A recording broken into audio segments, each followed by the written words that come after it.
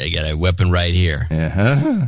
Adam Curry, John C. Dvorak. It's Thursday, April 10th, 2014. It's time for your Gitmo Nation Media Assassination, episode 607. This is No Agenda. Reminding you, I'm not paranoid. I'm just visionary. Here in FEMA Region 6, the Travis Heights Hideout in Austin, Texas. In the morning, everybody, I'm Adam Curry. And from northern Silicon Valley, where I just dropped my mouse on the floor, I'm John C. Dvorak. It's Crackpot and Buzzkill in the morning. Well, you know you open yourself up for ridicule now. For dropping the mouse? Yeah, where I could say there's no evidence you need one. I don't, actually. I have a keyboard with the little thing, the track pointer. I barely use my mouse. If I can avoid it, I'm not using the mouse. I'm a keyboard command line guy all the way.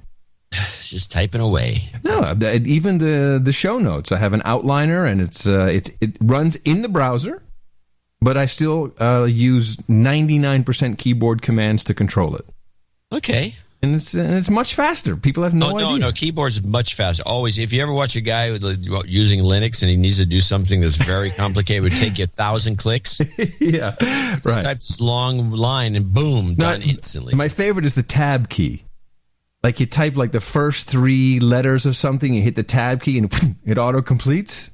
Yeah. Yeah, that's so cool. No, you can go real fast if you're keyboard oriented. Hey, before we do anything, John, congratulations. We made it into space. What? We made it into space. Our show? Yeah, well, not just our show, you and me, buddy. The Crackpot and the Buzzkill. Right, our Rocketeer. Did you see that video? Yeah. Oh, my goodness. Those of you listening on the stream, or if you're in a safe place, go to rocket.noagendanotes.com. This is, let's see, what's his name again? I wrote it down. Alex Zoglin, producer, and he had this giant rocket, and this thing was seriously, John, is it like five man height? It was, yeah. It was a big one. He's one of those real serious hobbyists. That's not a hobby. Come on, what do you think that thing cost? Probably wasn't. It was probably, I don't know. I mean, these guys mostly work with government surplus.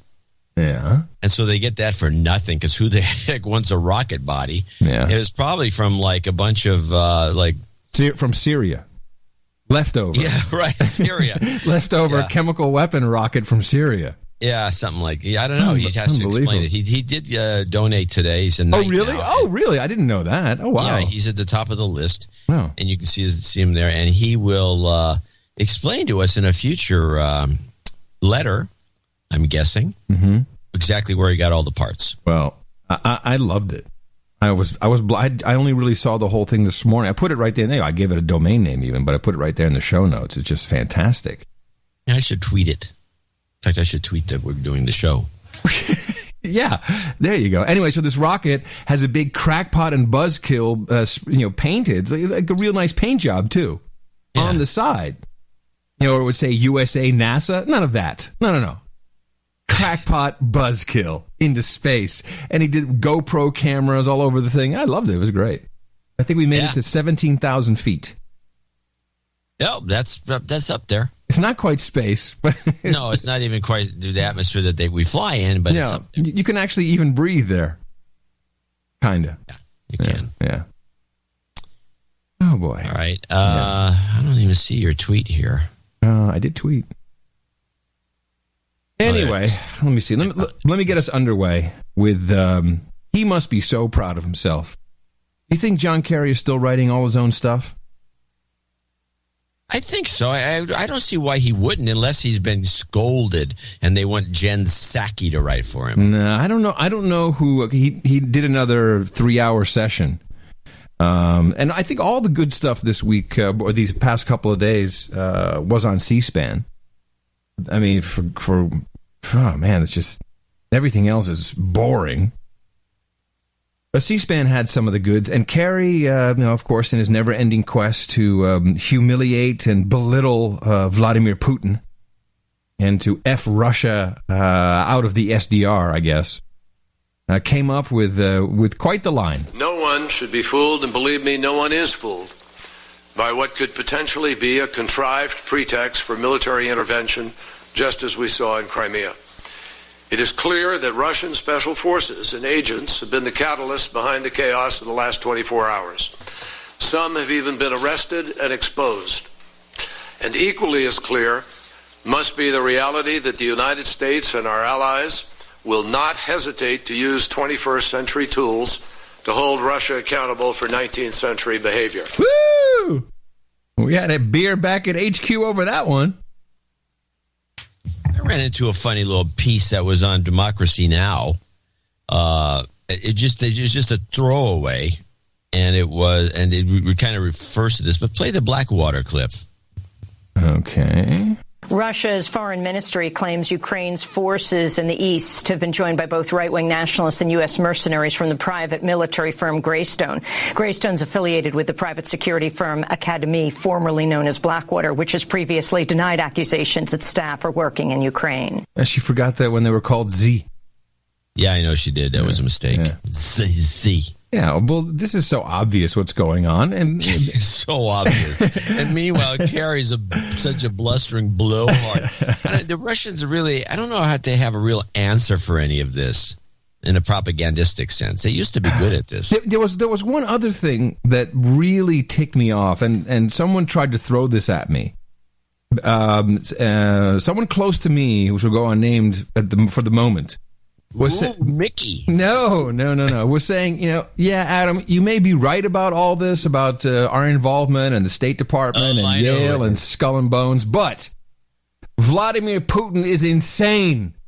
Now, that's possible. Right, but then here's the proof for it. And of course, he still loves, the Russian Empire and can't, that whole line. All right. Yeah. So it's this picture... and it was in the Washington Post that is of Ronald Reagan meeting a kid in Red Square back in the 80s. And next to the kid is what the caption says, looks a lot like Vladimir Putin. And the photographer, this is kind of where it tipped me off, like, hold on a second. The photographer is Pete Souza. And he is still a White House photographer. He's the one that took the picture of the Situation Room with Hillary with her hand to her mouth. Oh, right. Yeah, he took like about 50 shots, and that was his fave. Right. So this guy is... And her hand wasn't to her mouth. She was smelling her up her yeah. fingers. Yeah. You can tell by looking at it. Stop. And so I'm like, well, first of all, it looks a little bit like Vladimir Putin, this photo. But what the Washington Post... And I'll point out Washington Post is, of course, owned by the same guy who has a company that has a $600 million deal with the CIA. Failed to point out... Jeff Bezos? Yes. Failed to point out that this exact same picture was used in 2009, right after the Georgia fracas. It's the exact same thing. So this is now, what are we, 5 years later? What is the point of the picture? Let's go back it up. All right, so the point of the picture...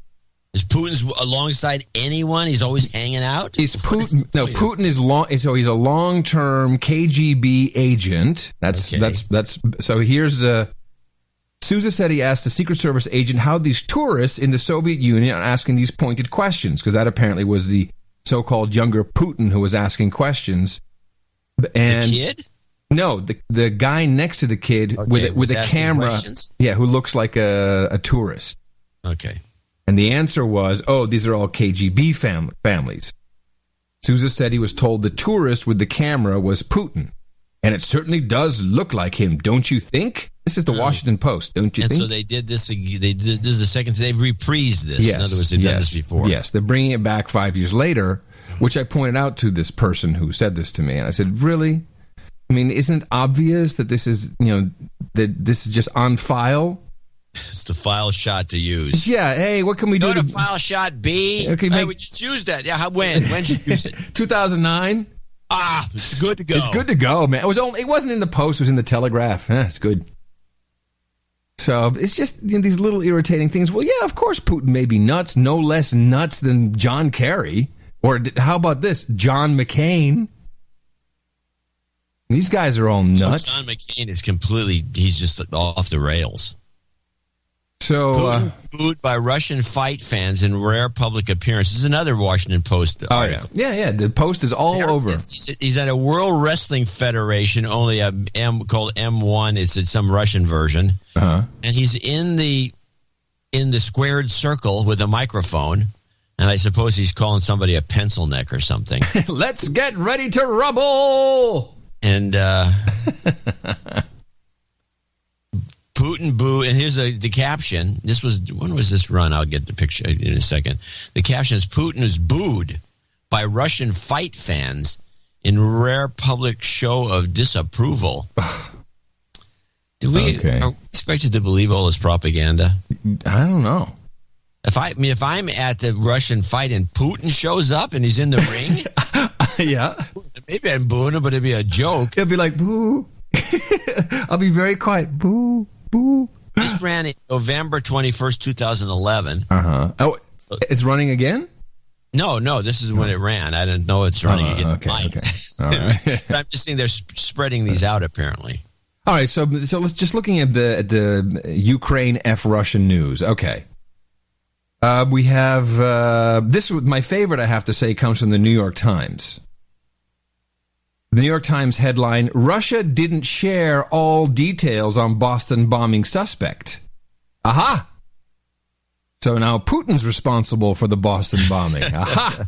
Putin bombed Boston. Oh, yeah. The report was produced by Inspector General of the Intelligence Community. Oh, yeah, really. Where am I? I'm late on all this stuff. Let's see. Responsible for 17 separate agencies.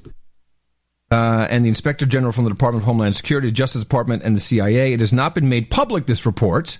Of course, it's in the New York Times, but it has not been made public. But members of Congress are scheduled to be briefed on it Thursday. That's today. How did the Times get it before everyone else? Some of its findings are expected to be released before Tuesday, the first anniversary of the bombings. Its contents were described by several senior American officials who spoke on condition of anonymity because the report has not been publicly released. Putin! This New York Times like leaking stuff, and it's several American officials. Come on. It's like no one questions this anymore. Oh, sure, that makes sense. It's not because of great reporting. There's no guy with a hat and a press card sticking in the rim of his hat, like, hey. No, they get a call in the middle of the night, say, hey, we got something. You need to run this. Exactly. Yeah. And I figured out the NASA thing. So everyone was reporting that NASA is cutting all ties with Russia, except for the International Space Station, which is the only tie they have with Russia. And I could not find anything. As it turns out, they did write an announcement on Google Plus, of all places. So not on their official website, not on Twitter, not on Facebook, but on Google Plus. That's weird. Yeah, and when you look at the actual statements, because I also have an internal email from NASA, which is a little different, which makes it kind of interesting. A statement regarding suspension of some NASA activities with Russian government representatives. Now listen to the wording. Given Russia's ongoing violation of Ukraine's sovereignty and territorial integrity. That's quite a statement from NASA. NASA is suspending the majority of its ongoing engagements with the Russian Federation. NASA and the Roscosmos will, however, continue to work together to maintain safe and continuous operation of the International Space Station. Well, then what's the point? NASA is we should pull out of the space station. Well, you got dudes up there. NASA is laser focused on a plan to return human spaceflight launches to American soil and end our reliance on Russia to get into space. You see what's happening here?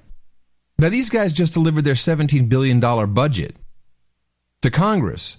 And they're using this to, I guess, get more money to return to our own space missions and not relying on other countries. What's that statement about never let a crisis go to waste? Rahm Emanuel, never let a good crisis go to waste. Exactly. Yeah, that's what they're doing. And this is a crisis. We can horn in on it. NASA's got nothing to do with any of this, but we can horn in on this. So the actual internal NASA email, which I've received from several American intelligence sources who are unnamed because they were not authorized to give this to me. How'd that sound? Given Russia's ongoing What? Sounds about right. Given Russia's ongoing violation of Ukraine's sovereignty and territorial integrity until further notice, that was not in the official release, the U.S. government has determined that all NASA contacts with Russian government representatives are suspended unless the activity has been specifically accepted. By who? Yeah, well, that's not saying. This suspension includes NASA travel to Russia and visits by Russian government representatives to NASA facilities, bilateral meetings, email, teleconferences, or video conferences. Oh, no email. Everybody was like, yay! At the present time, only operational International Space Station activities have been accepted. There you go. In addition, multilateral meetings held outside of Russia that may include Russian participation are not precluded under the present guidance. If desired, our office will assist in communication with Russian entities regarding this suspension of activities. Specific questions regarding the implementation of this guidance can be directed to Mrs. Meredith McKay. We remain in close contact with the Department of State and other U.S. government departments and agencies, which means Department of State. If the situation changes, further guidance will be disseminated. So it's a little different in the official email, but it's big. They feel it's big internally at NASA, and they all feel that it's being used, for an agenda to, I guess, get Elon Musk more money. That seems to be the primary direction. What it ends up. Yeah. Now, along with this, another email from one of our producers. I'll just read this because I hadn't read the prelude to this. Adam, about a month or so ago, I sent you a note about a classmate of mine that is a trade negotiator for the EPA and the assertion she made to me that the TTIP, that's the European Free Trade Agreement, had nothing to do with liquid natural gas, but rather was predominantly about property rights. Your response, in keeping with the most recent podcast, was that government employees are deliberately kept compartmentalized so that no one person has the whole picture and can root out the high-level strategy. Yeah, I think that's usually the way it goes. Well, imagine my surprise Friday morning when she came into class, saw me, immediately ran up to me saying, ooh, Brian, I have to tell you something. Oh, that's almost like a Stewie. Ooh, Brian, I have to tell you something. According to her, the TTIP discussions in which she is involved have changed completely since Russia invaded Crimea. It is now 100% about liquid natural gas exports. Who's going to get what volume, when, pricing, distribution, you name it. Well, isn't that interesting? Isn't that interesting? Gee, we never hear anybody condemn any of these analyses, right? Never. And then they always have to come back. You guys were right. Well, 6 months later. That's all right. That's all right. Yeah. Oh, guess who we had dinner with? Obama. No. He had dinner with Joe and his partner Shannon from Healthy Surprise, from the Healthy Surprise box. He just sent another box out with no note in it. I know. I got the box the day after we had dinner. I mean, he used to write a friendly little note, but now the company's got so big, nothing. Yeah, now they're rolling in the dough. He has those new stickers. What is it? Gluten is evil. Did you see those in the box? No, I just opened the box yesterday. So when you think about Joe, what visual do you get from this guy? What do you think he looks like? Okay, here's what I think. He's tall with a douchebag beard type. It was kind of a trimmed beard all around and full around his face, and kind of a mop top. Now, that's one. Let me give you the other. Okay. Kind of a short, pudgy, bald guy. Okay. Do you have a third version, or is that it? No, that's the only two. Honestly, I somehow had kind of like he's in California. He's in Los Angeles. Oh, do you think it's Surfer Dude? No, I had kind of a corporate kind of guy in mind. A little corporate. Oh, I never got that impression. Yeah, so he's a total Burning Man guy. And he has, he doesn't have a douchebag beard and a mop top. He has kind of the kabuki hair tied in the back. Oh. With a knot. Yeah, good looking guy. And his girlfriend is... Is he clean shaven? Yeah. No, the stubble eyes, but it's okay. Stubble. See, that's what I meant. I knew it. This girl is Shannon. She's a doll. She's fantastic. Yeah, she's the one, by the way. Shannon, it's the women who are behind that douchebag look. Now, I'm going to give you a story here. Oh, all right. Aaron, who is married to Jolie Odell. Yes. He has one of those douchebag trimmed. Tom Merritt has one. We know everyone knows what we're talking about. This used to be the Don Johnson look, and somehow it turned into douchebag. Well, it's because many of the people who say it's a certain look. You see it all over the place. Are they still using the Don Johnson Braun razors? I don't know how they. I keep forgetting to ask people how they trim it. How do you do that? It's some trimmer that leaves like guess what, an eighth of an inch of stubble. Yeah. So it's stubbleized. Yeah. Anyway, so Aaron mentions that Jolie's on the show some time ago. She said she likes her men to have the beard. That was her idea. Yeah. Hello. Yes, and she needs Aaron a beard. Shaved it off once in one other show, and she was mad at him. And he had to grow it back. Yeah, well, some women need a beard. That's all I can say about Jolie Odell. Okay. Yeah. Well, you brought it up. Yeah, I did. I walked right into this. You did. Into it. It's like walking into a prop. Anyway, so let me just tell you about Joe. So he really wants to move to Austin, but he can't because of his new venture. Okay. Yeah, he's in California. Where is he living now? He's in Los Angeles. What is he doing in Austin? There's a paleo conference, and Shannon the paleo diet. Yeah, and Shannon has this.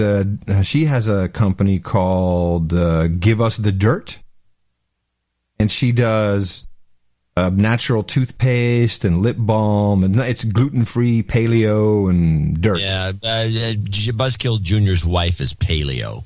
Mm-hmm. Well, she must be cute then. She what? She must be cute. She is cute. Yeah, paleo girls are cute. They look a little hungry.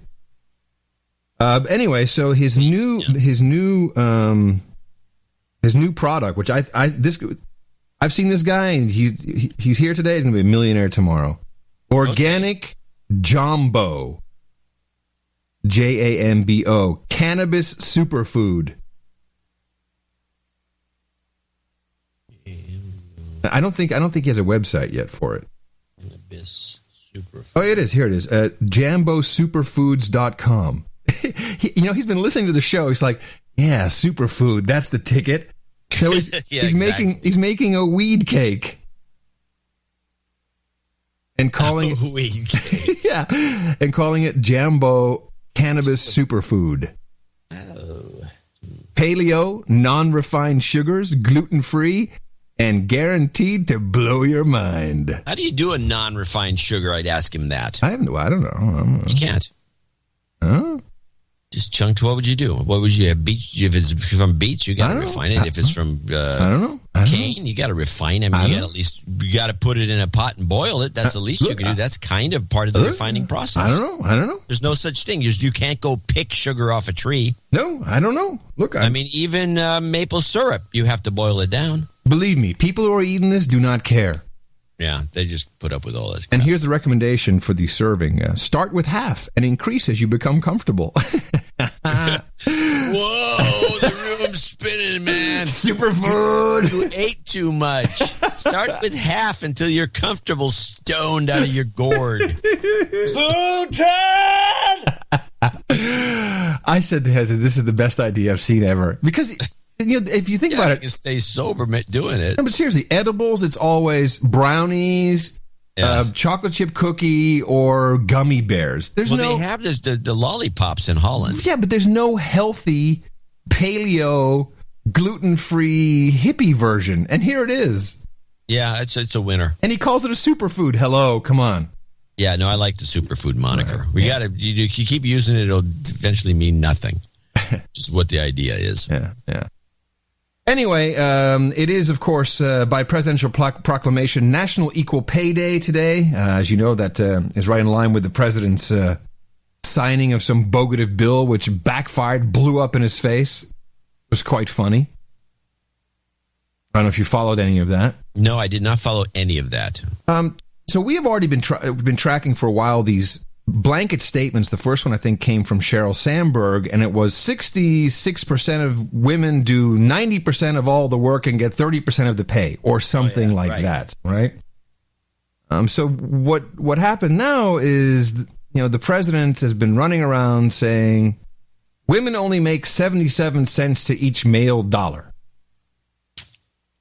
And they have a 77% job. That's the difference. Well, there's a whole bunch of differences. Of course, people look at minimum wage, but not necessarily maximum wage. And of course, there are more male CEOs who make $15 billion a year, and those are counted too. So there's a lot of things. It's statistics. You can make it work any way you want. But the most unfortunate thing is that a couple of studies came out, and everyone picked up on it, including, CBS, who, of course, have been a little weird with presidential propaganda. And two things came out of this study. One is that if you really look at the numbers the way the president looks at his own White House, it would be more like 93 cents to 100 cents on the dollar, which is a lot closer than 77. But, of course, the damning thing is that within his own administration, women only make 88 cents. And Spokeshole Carney goes out and say, well, at least we're not as bad as the national average. Well, good morning. The White House is getting, as you indicated, Nora, roughed up by its own pay equity rhetoric. An analysis of White House salaries, which nobody here disputes, shows that the median income of female staffers is 88% of that of male staffers. Now, this study also showed that men and women with the same White House jobs earned exactly the same salary. Now, the White House said its gender pay gap is tied to job experience, education, and hours worked, among other factors. This matters because those explanations, according to the Labor Department, explain a good deal of the gender pay gap nationally. The big difference in these stories, when President Obama discusses this issue nationally, he doesn't mention those other work variables, only the broad figure that 77 cents per dollar is what women earn compared to men in median wages. When the factors that the White House used to defend its gender pay gap are used nationally, the Labor Department says the difference in median wages between men and women shrinks to about 5 cents to 7 cents on the dollar. All right, so that's the intelligent CBS version. Then we have the response from Facebook.com/CarolCNN. Now, this question, really? Yeah, exactly. And this question that you raised, Carol, goes to a very real political problem for this White House. They're trying to move on to other topics here with the midterms coming up and talking about these women's issues, but yet here they have a rollout of an issue of equal pay. It didn't quite work out the way they had intended. Christine, were you going to say something? Because I'm stunned by his answer. Stunned. I'm stunned. Really? I guess they haven't done their advertising purchase yet. They haven't done their buy on CNN, so everyone's stunned. That would be right. All right. Well, I didn't know that, but wasn't following it to say that. Really, it's not that important, and it's just an executive order. It's not like a big thing. We did get another presidential proclamation. National Former Prisoner of War Recognition Day. I'm not sure what that's about. Well, I do, but okay. And then the White House has announced America's Prepare-a-thon. Ooh, a Prepare-a-thon. Yes, first. I want to get in on that. Well, it's April 30th, first day of soon. And let's see. I'm sure they'd have all. So this is America's Prepare-a-thon. It's a nationwide community-based campaign for action to increase emergency preparedness and resilience through hazard-specific drills, group discussions. Oh my gosh! There's a hurricane. Let's chat. A group discussion. Let's have a group discussion and exercises conducted at the national level. And of course, I'm sure they have all kinds of stuff in here about ham radios. You should. No, they don't. Oh, not a word. So maybe I should try and get in on this. If I could get my giblet ready by April 30th. You'll never make it. No, I've written an outline. Introduction. That's it. The John C. Dvorak school of school of book publishing. So I ran into a couple interesting things that were off these main topics. There's and this I'll admit where it came from, and I'm kind of sorry I had to go there. But it was from the Blaze. They had these these three teachers who had gone before Congress and had testified against Common Core. Oh, really?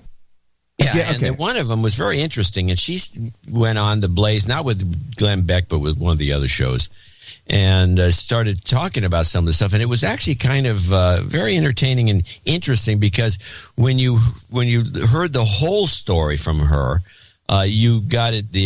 It was like pretty disgusting what's going on, and then apparently they're trying to shut these women up. And what was the session they were testifying in? I don't know what specific session was, but it had to do with something. One of the educational hearings. Oh, was Arnie Duncan there, the education secretary? I don't think he was there during this particular testimony. I'm going to have to go back and find it. Whatever the case was, I was kind of intrigued by some of the stuff these women said. But listen to this part one and tell me, just give me some feedback. What she thinks she's actually talking about. What made you guys think that this was the right thing to do? Well, I have seen the curriculum we were teaching the early childhood curriculum in math, and it was so bad, and we were so tied to the lessons. They were teacher scripted, student scripted. It would say T says this, S says this.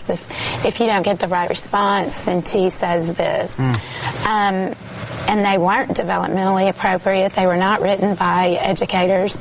And prior to this, the teachers actually had a say in the learning goals, and we did not in this.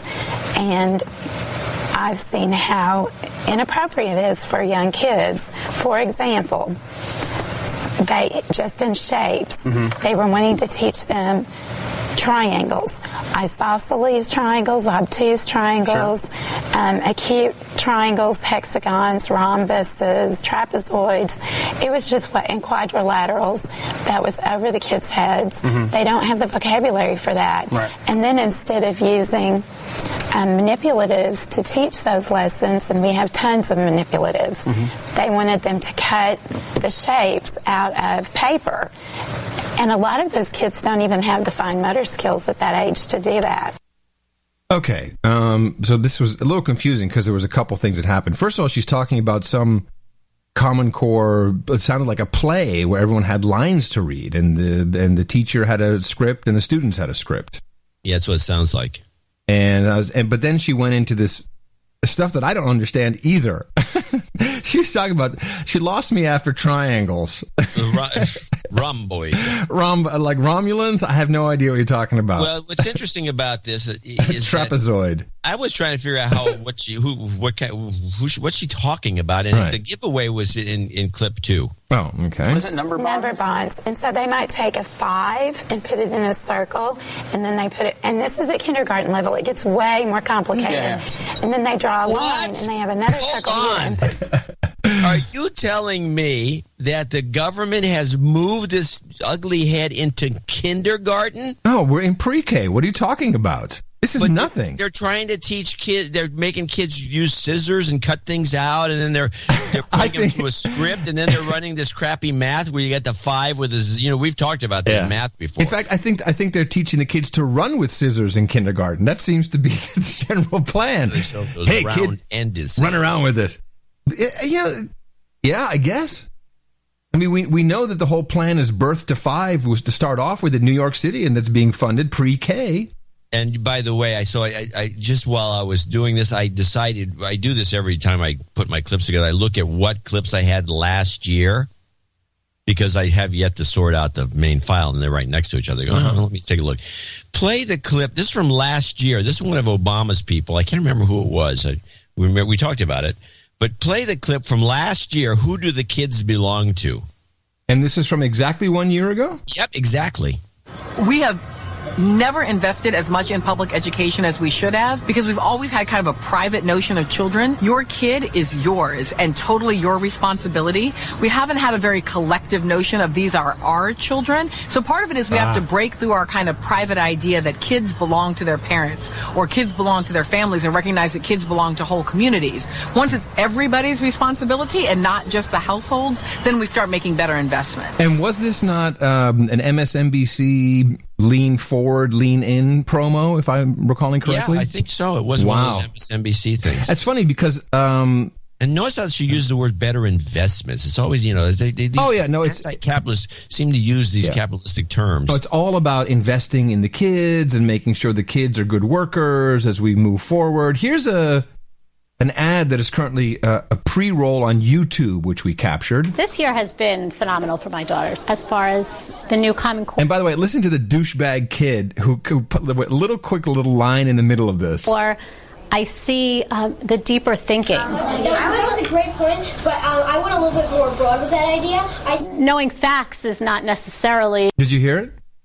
I couldn't understand it, but it sounded like it sounded like a Silicon Valley thing. Exactly. The kid, like, I went a little bit more broader with that idea. He's ready. Like, Microsoft can hire him now. This year has been phenomenal for my daughter. As far as the new Common Core, I see the deeper thinking. Notice the new Common Core. These are all very, very subtle tricks to make you believe that it's been around forever. The new Common Core. No, Common Core is new. That is a great, great catch. Yeah, I just heard it now, quite honestly. Absolutely. Yeah, it's the new Common Core. As far as the new Common Core, I see the deeper thinking. That was a great point, but I went a little bit more broad with that idea.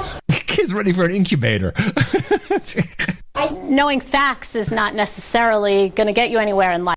But knowing how to think deeply about things and how to problem solve, I think those are all important skills that our kids are learning through the Common Core. Now, here's what I'm seeing happening.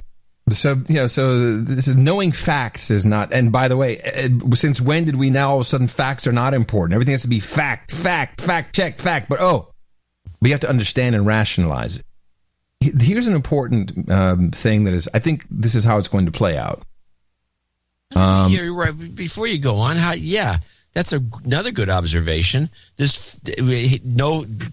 Discard facts. Yeah. How does that play out with anything that's going on right now? A science fact. Yeah. So the way I think this plays out is another meme you'll hear is critical thinking. And this is a callback to something that popped up in, I think it was a Texas school policy document. Maybe you recall from probably the 2012 elections, and it was a Republican document or something like that. And it said, we don't want our no critical thinking. It got turned around into essentially, here's the meme. You're either Common Core or you're a religious freak. That's essentially what it's coming down to. Yeah. And it's really this war on religion. You're on it. It's very, very, very dangerous, and it's also I can't justify it. I can't justify this. The government is supposed to stay out of that. This is an end run. Yeah, and sneak attack. This is we can't do this directly. Yeah. But we can do it with climate change. Tell everybody, you're just a religious nut if you think, you're climate change denier. Oh, probably because you think the Earth is only 6,000 years old. Right. They make these. Yeah. So you're a religious nut. Short circuit any real debate. I don't want to cut your Common Core short, and I do have some other stuff that ties into it. Do you have a couple more? Did we finish this clip? Before I go back to the Common Core, which I do have a couple more things, which kind of ties into what you just said. Let's take another side trip. Because you mentioned that kid, he sounded like a Silicon Valley douchebag, and he's only, 5, 6, 7, 8? I want to go a little bit broader than that. Yeah, so, with my stock options. So the show Silicon Valley. We watched. So I have a couple of clips from it. This is essentially, it's actually, if you're in and around the Valley, I found it very hard to watch because it's so disgusting with douchebags.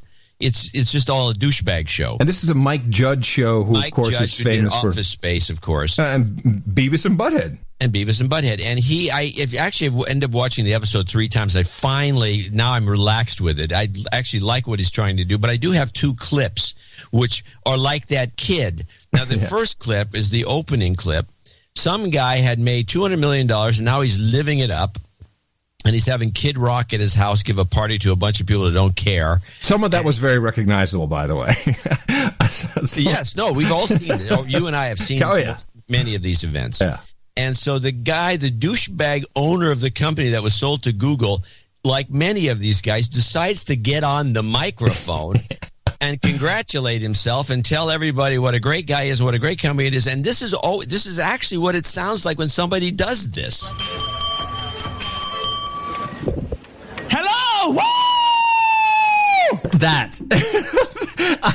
Mickey and I looked at each other like, yeah, we've been to those parties. Some douchebag does that at his own party. I got 7 words for you. I love Ghoulie Bibs integrated multi-platform functionality. Yeah! But seriously, a few days ago when we were sitting down with Barack Obama, I turned to these guys and said, okay, we're making a lot of money. And yes, we're disrupting digital media. But most importantly, we're making the world a better place through constructing elegant hierarchies for maximum code reuse and extensibility. So everyone, here's to many more nights just like this one. Take it away, my good friend, Kid Rock! What a dick. What now? So we watched this, and I'm laughing a little more than I did when I watched it. No, that's the typical Mike Judge stuff. It's really in your face. It takes some getting used to what he's up to. But what is he up to? What is the point? He is just going to ridicule. I think you have to always remember the pilot is the softest of all the episodes because it's done it was a sales item. Yeah. So I don't know, but I think he's just going to go so deeply after these guys that someone's going to kill him.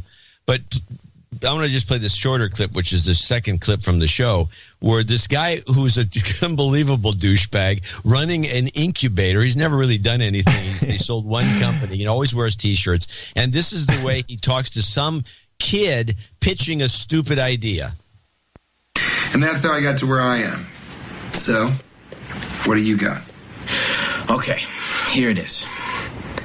Bit soup. It's like alphabet soup, but it's 1s and 0s instead of the letters. Because it's binary, and binary is just 1s and 0s. Yeah, I know what binary is. Jesus Christ, I memerized the hexadecimal times tables when I was 14 writing machine code. Okay? Ask me what 9 times F is. It's 75. 75. Yeah. Okay, it's deep. But still, I don't think there's a huge audience for this. Mickey is into she'll watch almost anything except horror movies. She can't watch a horror movie because she gets into this stuff. She's a method actor. She really engrosses herself and she believes it's all real. So we wind up watching a lot of movies on movie night with women who die of terminal cancer. This is not fun. Movie night here at the Travis Heights hideout. But she couldn't. She said, even though she knows these people, she couldn't get into it. And I agree. I just don't see it having a big audience. It's not like Entourage where it's all inside baseball, but at least everyone understands celebrities.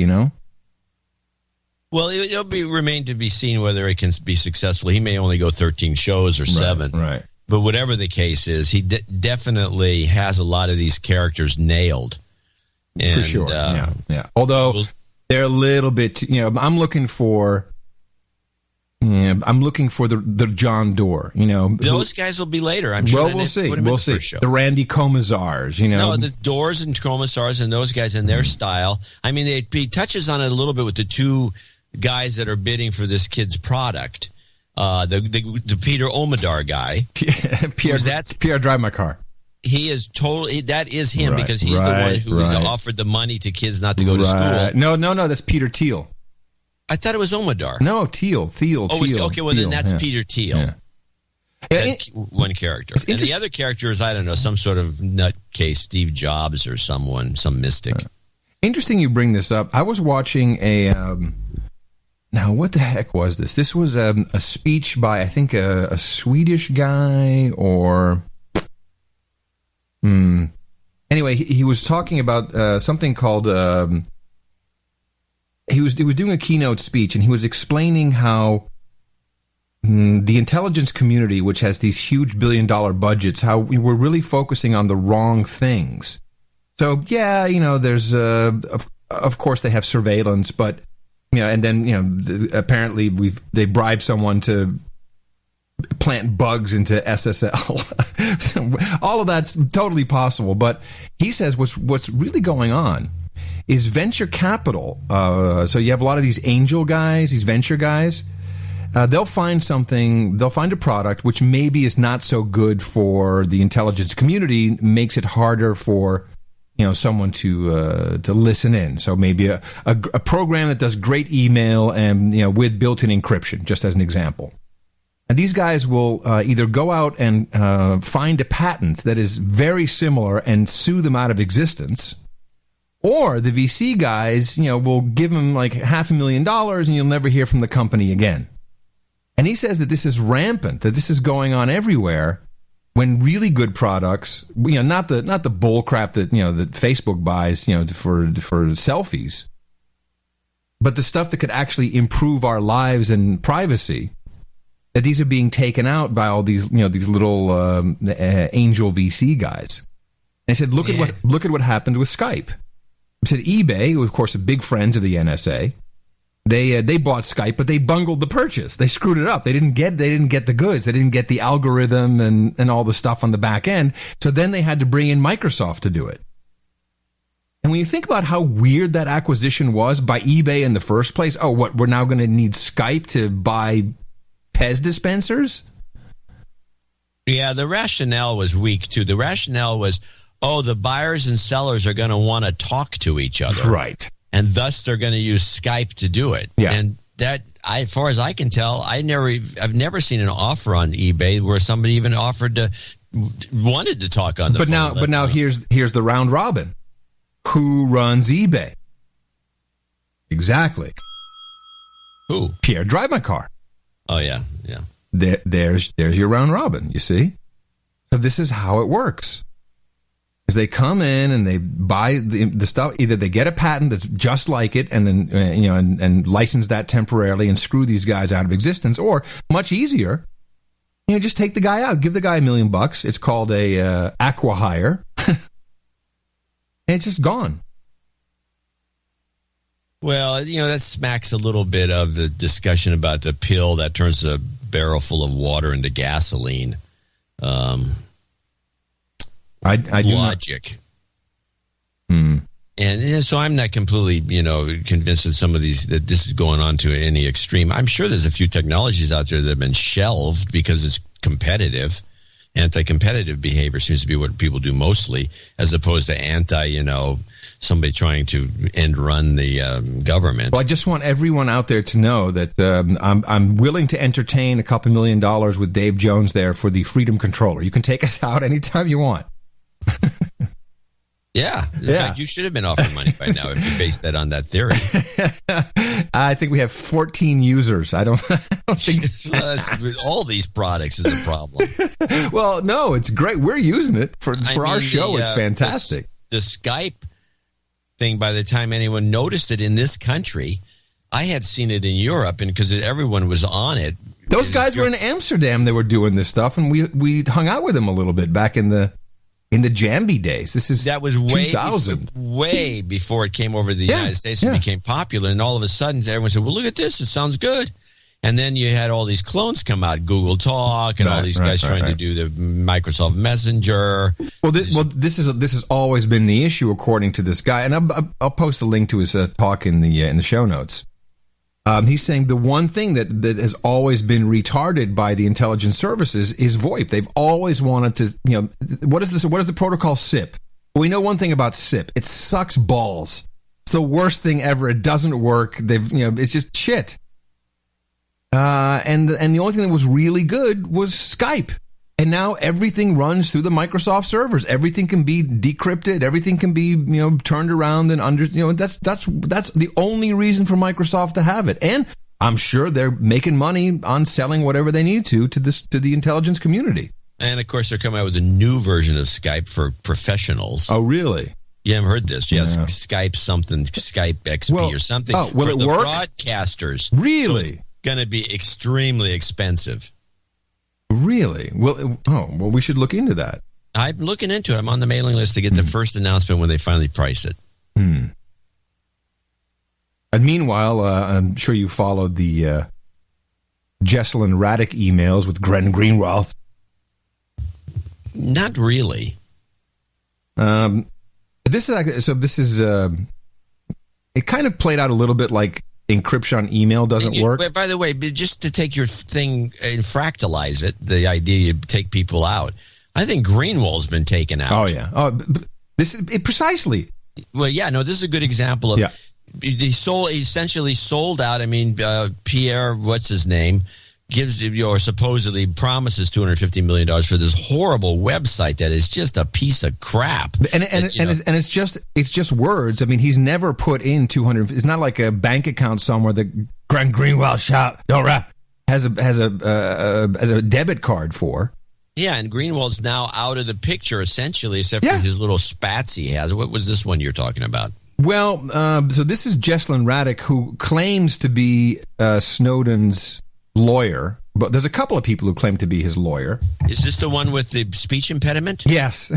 Yes, that's the one. Did you want to talk a little like this? Yeah, I am the lawyer. But she's kind of hot. She's pretty. I use a lot of makeup. But then she talks kind of weird out of the side of her face. So an email was intercepted and decrypted, which she sent with I think GPG, not PGP, GPG. And the reason why, and this actually happened to me, if you look at the MIT key server, the public key server, there's 4 or 5 different keys for Glenn Greenwald. And actually, if you look at you search for my name, you'll also see a couple of different keys. One of them is a fake key. So what happens on the key management is one of the hard parts of encryption. Anyone, if people are stupid, they can't even keep their house key. So you have a fake key? Someone put it up there. Yeah. Yeah, that's so they can collect your messages. So if you have one of these programs that just automatically searches and you say, oh, it's the top one, click, and that's it, and you don't really look at what it's saying.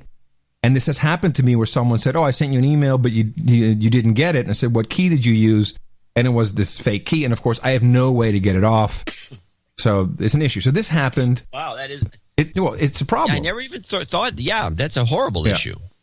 And so the email that comes in, which is also kind of funny, was, hi, Glenn, congrats on the McGill Award. I look forward to seeing you at Pokes. On that note... is my client making a surprise appearance? BG said you mentioned this to him at the Polk Media event. We presume that's Barton Gellman. I won't tell anyone, including BG, if it's a surprise, but as his attorney, I'd like to know, and also what medium would be used, Google or Beambot. Thanks, Jess. Now, this kind of shows you that whole email exchange made me finding it creepy. Now, maybe that's just her. I don't know if Greenwald has that creepy kind of syrupy talk with her.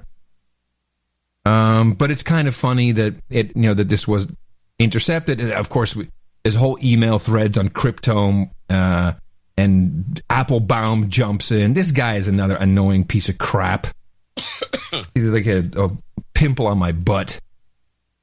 He's always this is that's exactly how that's all he does. When he opens his pie hole. So yeah, he's there with the First Look Media crew, and if we go look at The Intercept, I'm looking at it right now. The last time he published was April 4th. It was the Cuban Twitter scam, which wasn't even his story. No. And then before that, it was the 31st of March. Before that, and that was the NSA blows its own top secret program in order to propagandize. I don't even know what that was about. I always get the sense that, well, I've said this, we talked about this on email. I'm just coming to the conclusion that it's possible that Greenwald actually can't write or can't write well. Yeah, that's a good point you made. And all his stuff, because he was at the Salon for a while, and that's where he became. That's when I started following him because I liked his stuff. And he's a little long-winded, but it's possible that he had heavy editing there. And then when he went to The Guardian, I know he had editing there because you're not working for one of those papers without 2 or 3 layers of editors. I've written for the New York Times, and it's like the kind of editing they do there is almost, I don't know how people can work there. It's very unbearable. I mean, any new word you use, they got to approve it at different layers of the company. It's astonishing how much work goes into these articles. So it's possible that Greenwald, was heavily edited, and the giveaway to that may be, and I could be wrong, somebody could prove this wrong. I don't notice in his Twitter feed or anything that he's writing eloquently, but it's if a guy usually is bringing in a lot of money for the company, he's getting a lot of attention for the publication, like Greenwald was doing there for a while with The Guardian, and he walks to someplace else, they counter offer and they make a big deal about it, and they will overpay to an extreme. Right, particularly the Guardian. I'm sure they I mean, it's an intelligence operation. They got money to spend. Yeah, so they could drop a lot of money on him, and by that I mean $750,000 to $1 million a year. Yeah, as a columnist, which I'm sure is what he's making. Could be. Of course. He's all about the money. I'm sure he's making that kind of money. Whatever the case is, that was never done, which makes me think that because of whatever his capabilities are, somebody along the lines, is one of those deals where they're going around the circle and one guy says, why take a chance at the end? But somebody along the line said, the guy's more trouble than he's worth. He was too much work. We got too many people working on his stuff and blah, blah, blah. And they just let him slide because they figured, he wasn't doing what he should be. I don't know. Yes, he was a lawyer, not a writer, and it's possible that his writing is not up to par. But I mean, you can say that about anybody, by the way. But it seems to me that the fact there was no counteroffer and he waltzed, and now the stuff he's producing is junk, and it's long. It's too long. It's long and junky. It's very difficult to read. It's poorly organized. Yeah. It's not interesting. He doesn't punch it up right. It's just not good. Hey, when they hire you, we'll know it's all over. Yeah, then the things I would definitely bail. But so and of course it's Pierre Drabmakar.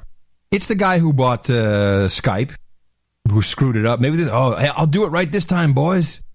I'll take care of that Greenwald for good. He'll never. And by the way, where's all his stuff? Where's the Snowden stuff? Did it just dry up? It's just gone? I mean, well, that's another good question, because he had the entire Snowden files. He had all of them, and he was careful not to carry them around, and he got, I guess, additional stuff when his boyfriend came plowing back into the country and got stopped in England when he didn't have to really go through England, as we discussed. Mm-hmm. I know. I'm now wondering if that whole thing was just bull crap. So check this out. Here's his March 1st. On the meaning of journalistic independence, this is in response to the Pando article, which was funny. Paul Card, you're a douche, but you're kind of a hero-y douche. A douche with a cape. Then March 4th, RT host Abby Martin condemns Russian incursion into Crimea on RT. Really? Then 6 days later, The Intercept welcomes its new editor and 2 new writers. Editor-in-chief John Cook, who was at Gawker. Then 13 days later, that's 2 weeks. Yeah, without producing anything. Some facts about how NSA stories are reported, which is a response to a New York Times article. And then the 25th, Obama's new NSA proposal and Democratic partisan hackery. So that's just like, okay, that's just, and our analysis of this is better than he's putting down there. And then... I like the way he writes it in first person, too. You very rarely see a writer start, unless he's writing a novel, and he's playing a private detective. Yeah. This is the first thing he says. I vividly recall the first time I realized just how mindlessly and uncritically supportive of President Obama many Democrats are willing to be. And we run out of breath with that sentence with the two I's in it. Well, let's look at the next one. Selecting this year's single most brazen example of political self-delusion is never easy, but if forced to choose for 2013, I'd pick British Prime Minister David Cameron's public condemnation of George Galloway. It's a lot of I's in there. Anyway, so the point is, it seems like he served his purpose. I'm thinking unfortunate self-erotic asphyxiation accident. No. Put it in the book. Put it in the book. I put it in the book. All right. These things do happen, you know. You're found. It's a good way to murder somebody and humiliate them at the same time. Yeah, you're found with a necktie, naked, with a dildo up your butt. Yeah, these things happen. Yeah, I'm sure that there's a special team that takes care. There's one specialty team that takes care of it. You've heard of wet work. Well, this is different. And by the way, if you find me dead in that situation, that's what I'm into. What can I say? No foul play. His longtime radio partner, John C. Dvorak, said, "Oh no, I don't suspect foul play if that's how they found him." Now, if it was in the hot tub with the lid on it, okay. But no, not that. No, this is the hot tub with the lid's a giveaway. Oh, wow. Yeah, and so Scahill, I think he's taken out. Poitras. Oh, yeah, Scahill. Well, Poitras is still hanging in there. She got the up here and there. I don't think she's all in on this. Scahill's definitely... They probably gave him a pot full of money to do some other unneeded documentary. Yeah. And, well, Poitras could be taken out the same way, but she seems to be a little more aggressive. I think I've always thought she was in the agency to begin with. Yeah, well, we talked about this before. Well, we know she comes from money.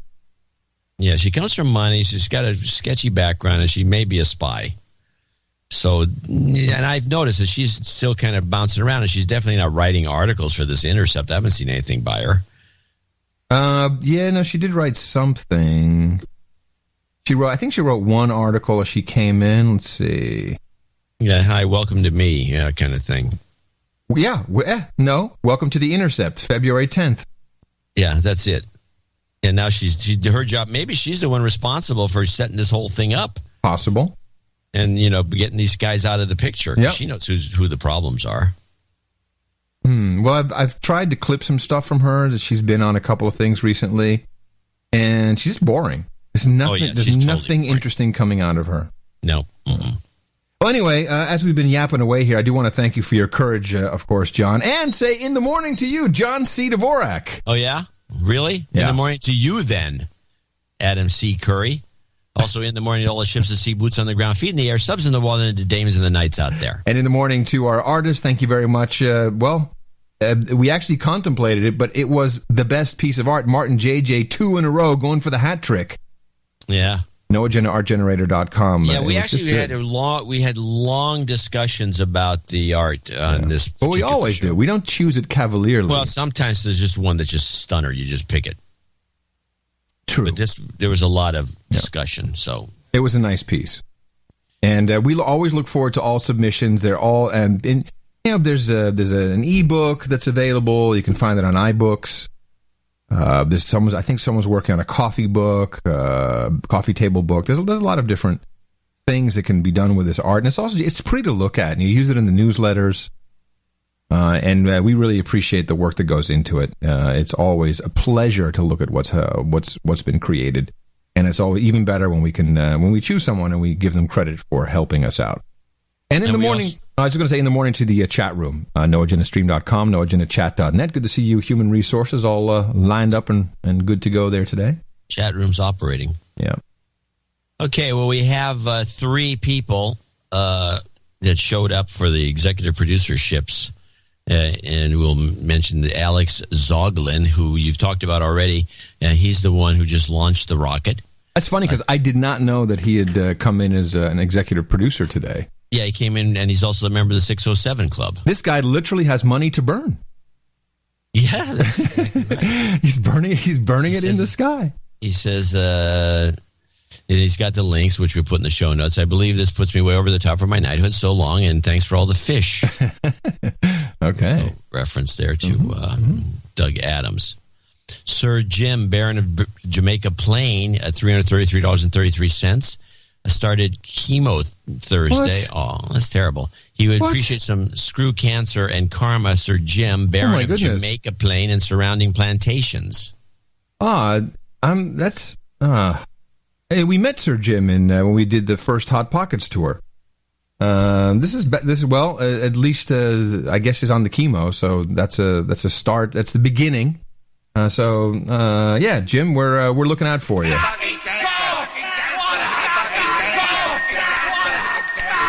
You thought karma. I gave him an extra F cancer blast. Yeah, good. It's better than the chemo. And, you watch. And then finally, our associate executive producer is David Goes, who just sent in a simple note saying you won the bet or something. There was something we agreed to, and he promised. He says, as promised.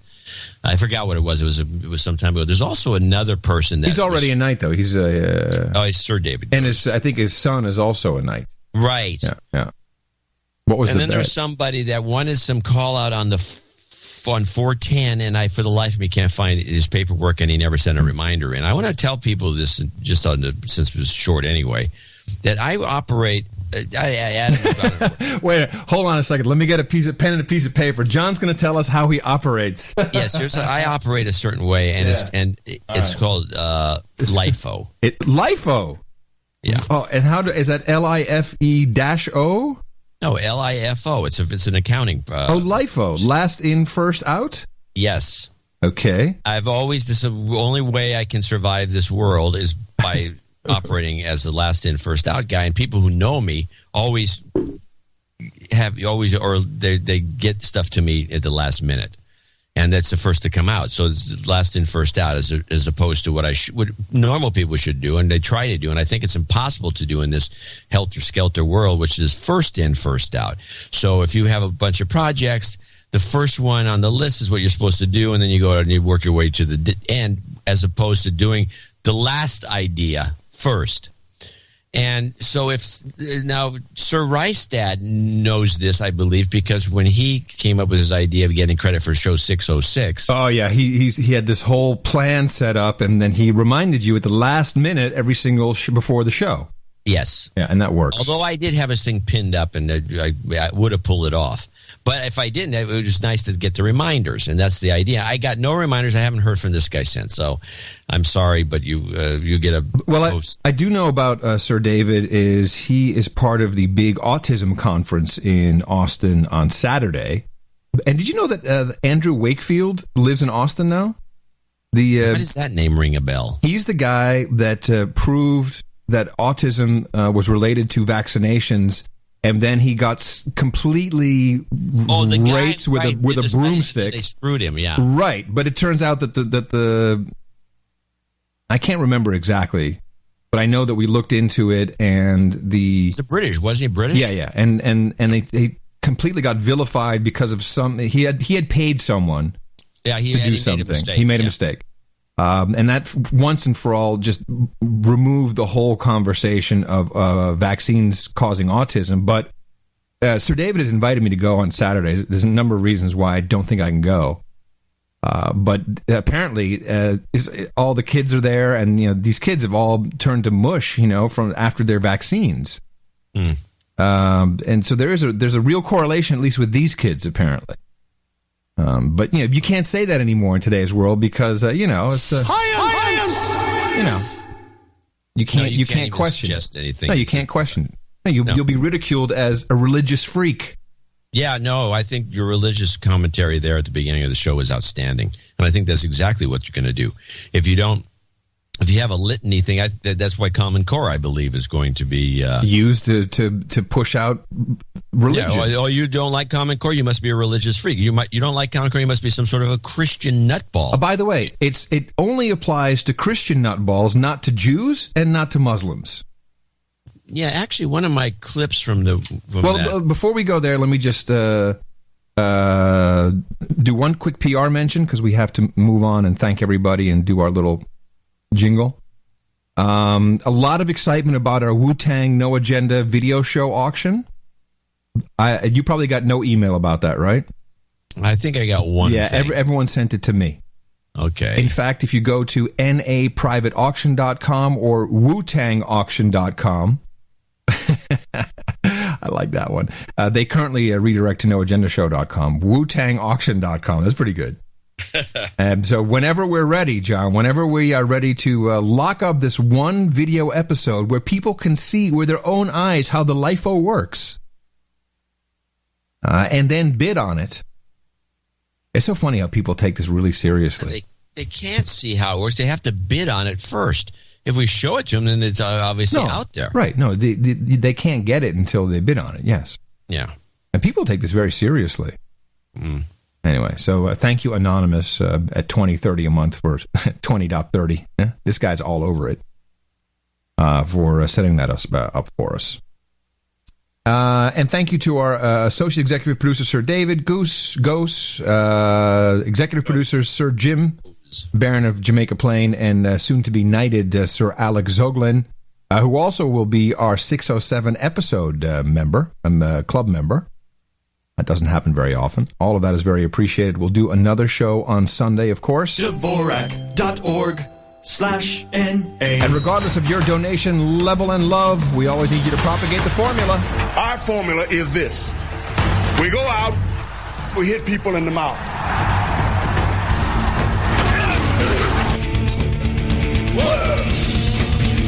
Order. Shut up, slave. Shut up, slave. There we go. That's weird. We're talking today. We're not doing a lot of clips. We're just talking.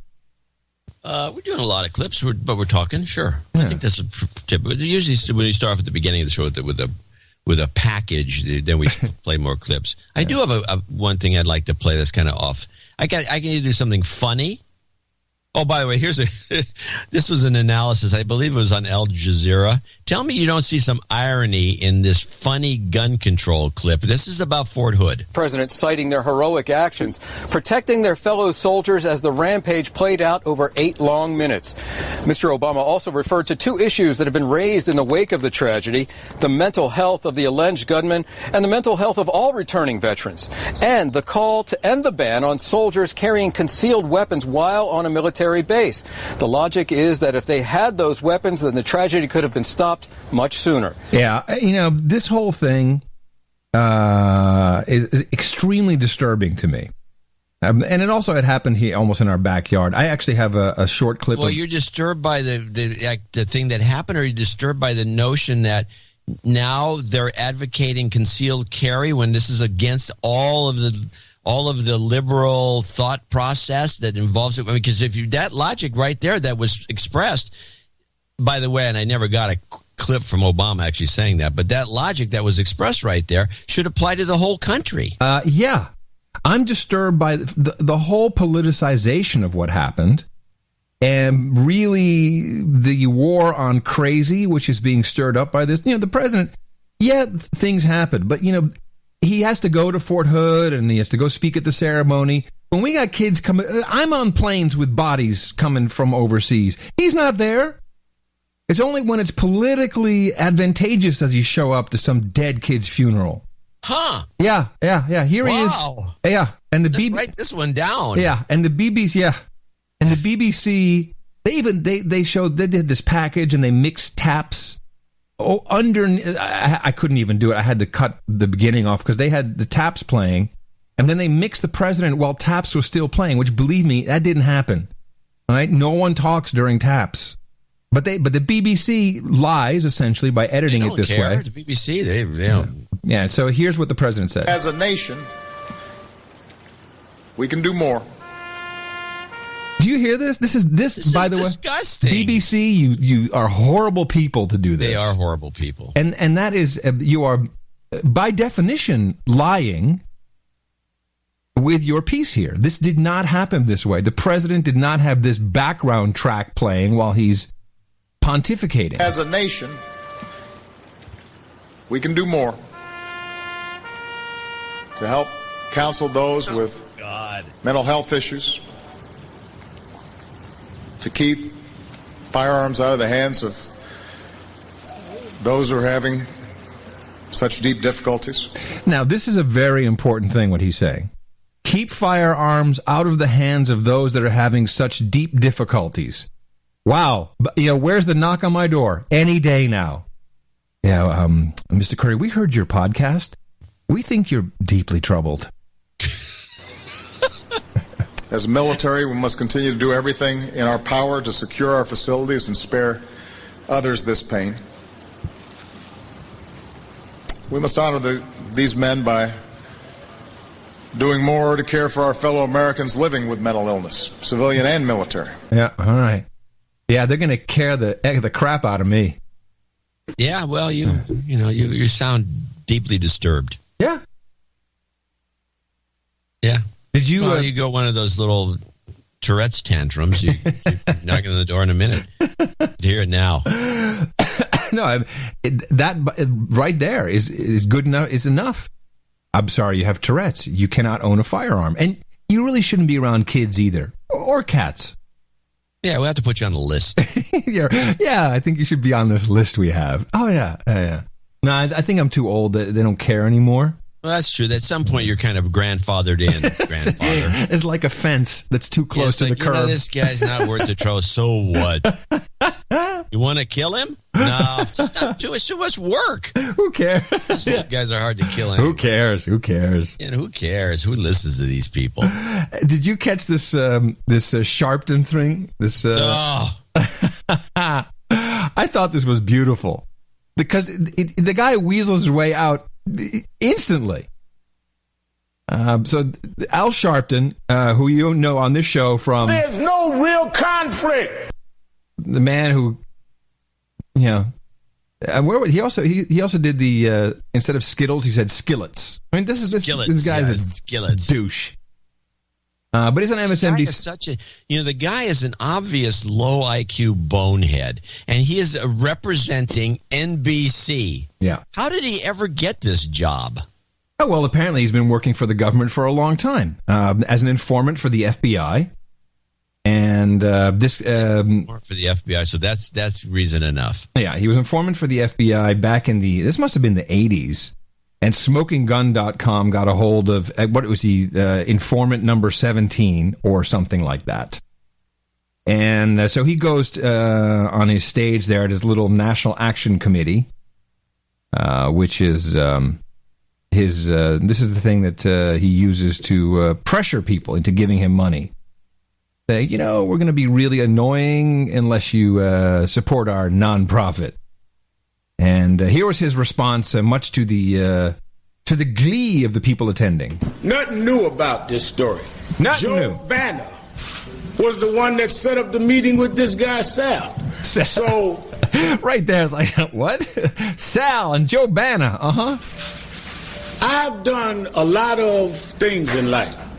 Some that if I could do again, I would do differently. I would ask for more money. But in this situation, I did what was right.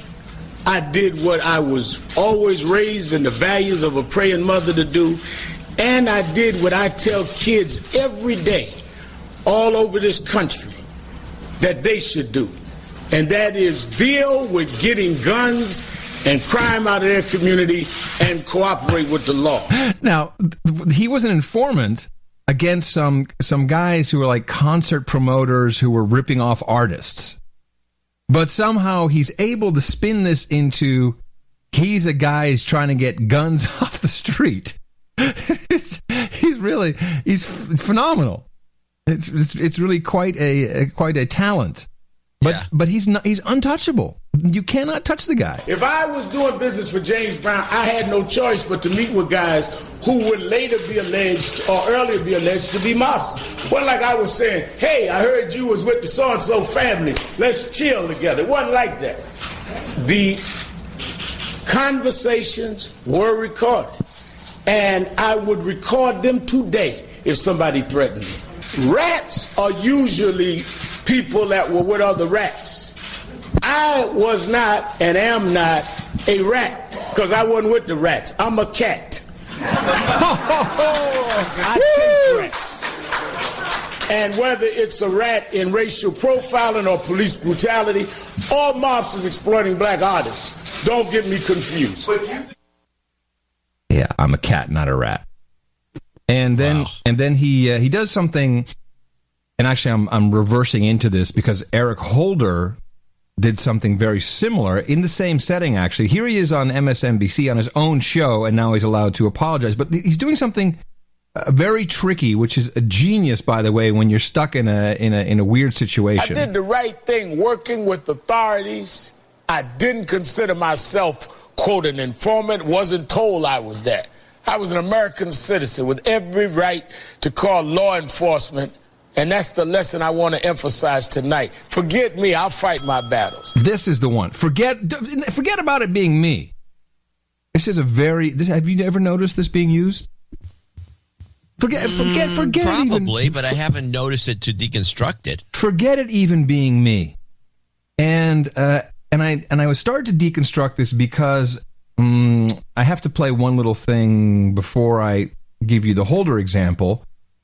So Eric Holder, Attorney General, the highest guy in justice in the land here in Gitmo Nation, was in Congress, and he got into a fight with Gohmert. And so Gohmert essentially said, wow, you don't seem to think it's such a big deal about being contempt. And I presume, was this Fast and Furious or Benghazi or both? I think it was Gohmert was going after Holder a lot on Fast and Furious. Yeah. And so he's the Justice Department has not produced the documents, so he's been found in contempt. Yeah. This is Fast and Furious. Yeah. And here is this little exchange that took place. Well, I think what we... And by the way, the microphone situation in Congress that is on C-SPAN, I don't know what happened, but someone thought it was funny to put only mid-range in. Have you noticed this? All the microphones are crap. Chinese. It's Chinese mics, exactly. We got an upgrade. Well, I think what we promised to do is to provide you and your staff with... Sir, I've read you what your department promised, and it is inadequate, and I realize that contempt is not a big deal to our Attorney General, but it is important that we have proper oversight. You don't want to go there, buddy. So, you don't want to go there. I love it. He says, you don't want to go there, buddy. You don't want to go there? Is this guy a bully, or you don't want to go there, buddy? Buddy, I'm Eric Holder. Play that again. I didn't hear the buddy part. Yeah, no, you got it's in the background. Again, apologies for the mic situation. Realize that contempt is not a big deal to our Attorney General, but it is important that we have proper oversight. You don't want to go there, buddy. Yeah, you don't want to go there, buddy. So, you don't want to go there, okay? I don't want to go there? No. About the not very hip to the way the kids talk. I don't want to go there. So, you don't want to go there, okay? I don't want to go there? No. About the contempt? You should not assume that that is not a big deal to me. I think that it was inappropriate. I think it was unjust. But never think that that was not a big deal to me.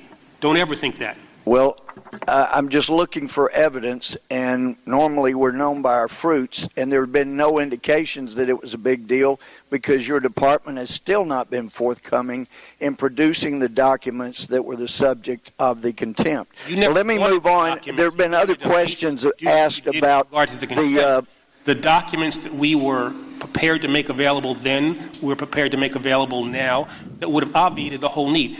This was all about the gun lobby and a desire to have a... So we've been trying to get to the bottom of Fast and Furious, where people died, where at least a couple hundred Mexicans died, and we can't get the information to get to the bottom of that. So I don't need lectures from you about contempt. And I don't need lectures from you either. It is very difficult to deal with asking questions. As a former judge, I'd never have asked questions of someone who's been held in contempt.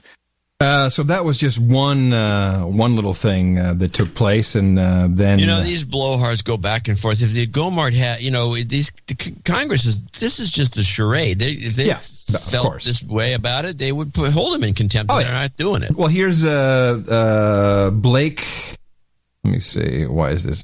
Blake Farenthold from Texas, a Republican. And he wouldn't even ask questions. I'm committed to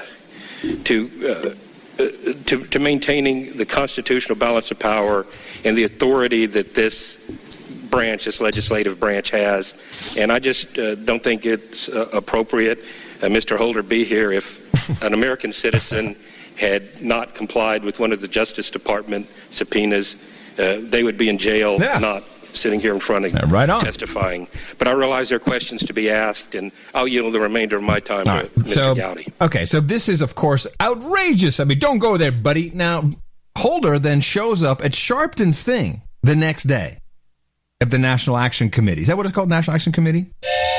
Yeah, I don't know what Sharpton's is. Now, remember, Sharpton was using this whole, forget about me. Just look at the situation. Forget about me.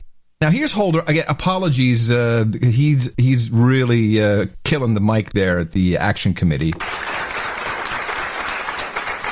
I am pleased to note that the last 5 years have been defined by significant strides and by lasting reforms, even in the face of unprecedented, unwarranted, ugly, and divisive adversity. If you don't believe that, you look at the way, and forget about me. Forget about me. You look at the way the Attorney General of the United States was treated yesterday by a House committee. Had nothing to do with me. Forget that. What Attorney General has ever had to deal with that kind of treatment? So forget about me. Forget about me, which really means think about me because, let me think. Oh, yes, I'm black. Right. What president has ever had to deal with that kind of treatment? This forget about me business really means forget about me. Take me out of the equation, but think about me in this context. And what Attorney General has ever had to live through that horrible, horrible treatment from white guys from Texas? There you go. That's what it's really all about. Yep. And Gohmert wasn't doing much. He was just being a little snide, and he was asking for the documents. Yeah. And I bet you there's plenty of, if you start looking C-SPAN, Attorney General's testifying, there's plenty of abuse. Oh, yeah. Give me a break. Oh, yeah. He was irked, though, buddy. Don't go there. Well, he had this little line. I actually wasn't even going to play it for you, but there's this one, there was this line here. See if you can catch it here in this clip. Well, let me ask you. The time of the gentleman has expired. Unfortunately. The chair recognizes the gentleman. Asparagus. Did you hear what he said?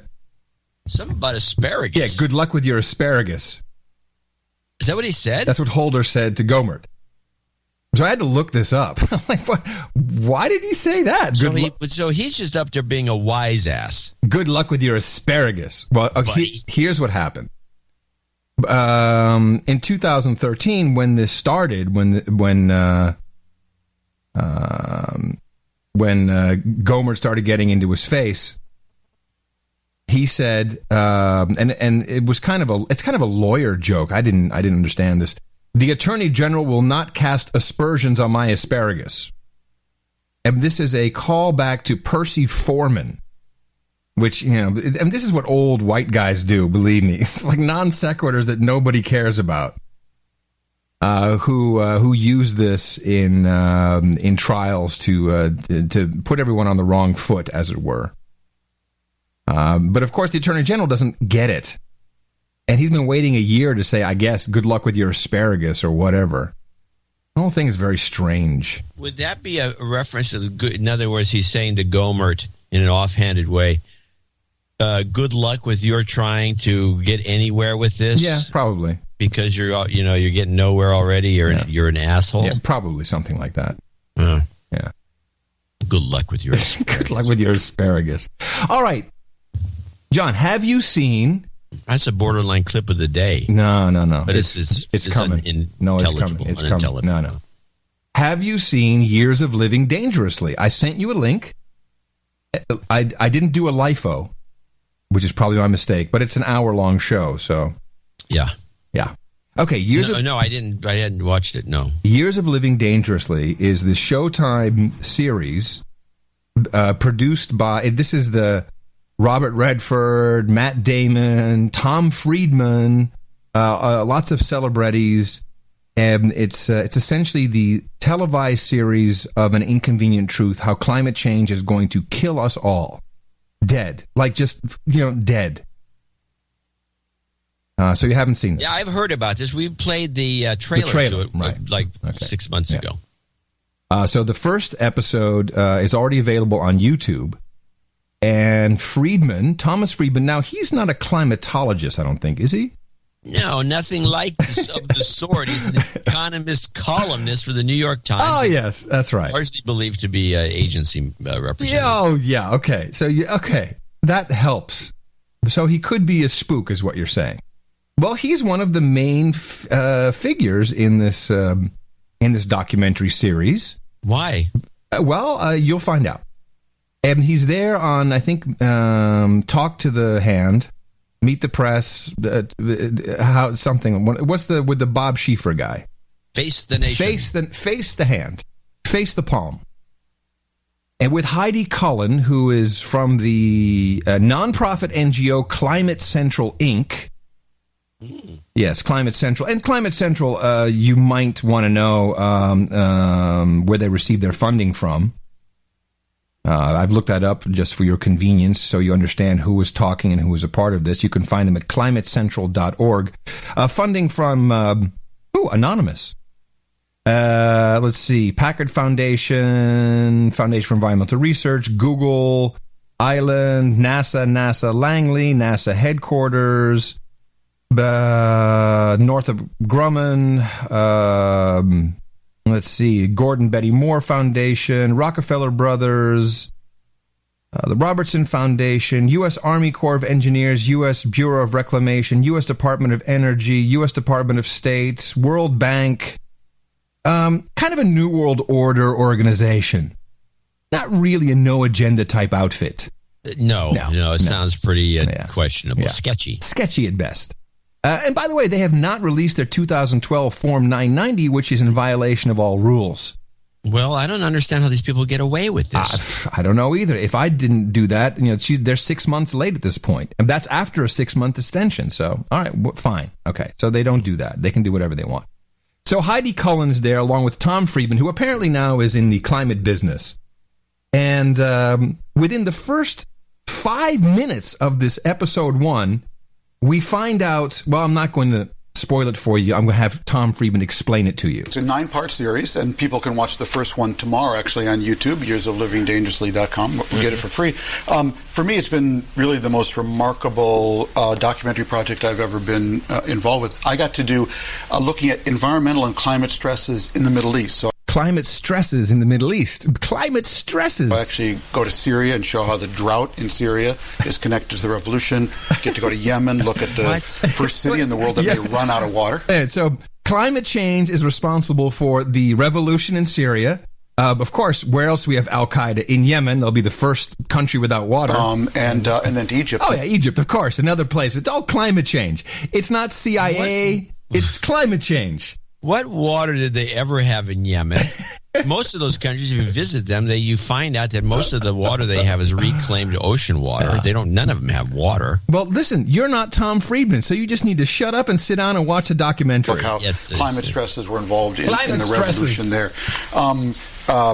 Participating in the series, we have Arnold Schwarzenegger, Matt Damon, Harrison Ford, Don Cheadle, Mark Bittman, really Leslie Stahl from CBS. Hold on a second. Mark Bittman? I don't know who that is.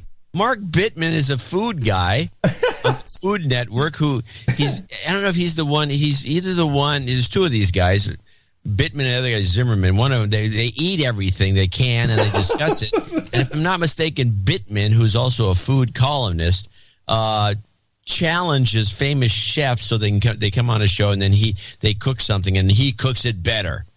If it's the same, I'm not mixing. No, it wouldn't surprise me. But is he? Why is he on this? Well, we need celebrity appeal. You see that why is Harrison Ford on it? Why is Matt Damon on it? Harrison Ford was sober. Put him on, quick. Cheadle, Mark Bittman, really Leslie Stahl from CBS. Don Cheadle? Leslie Stahl? She's a talking head. Yeah, but he had to say that because you heard Bob going, brr, brr, brr, brr. Oh, yes. Oh, yeah, because it's CBS. Face the Palm is on CBS. Right, CBS. And Harrison Ford, Don Cheadle, Mark Bittman, really Leslie Stahl from CBS. Remarkable group of people. Remarkable. The whole idea is to bring this home through personal stories. And it does it amazingly effectively. Well, you ain't seen nothing yet.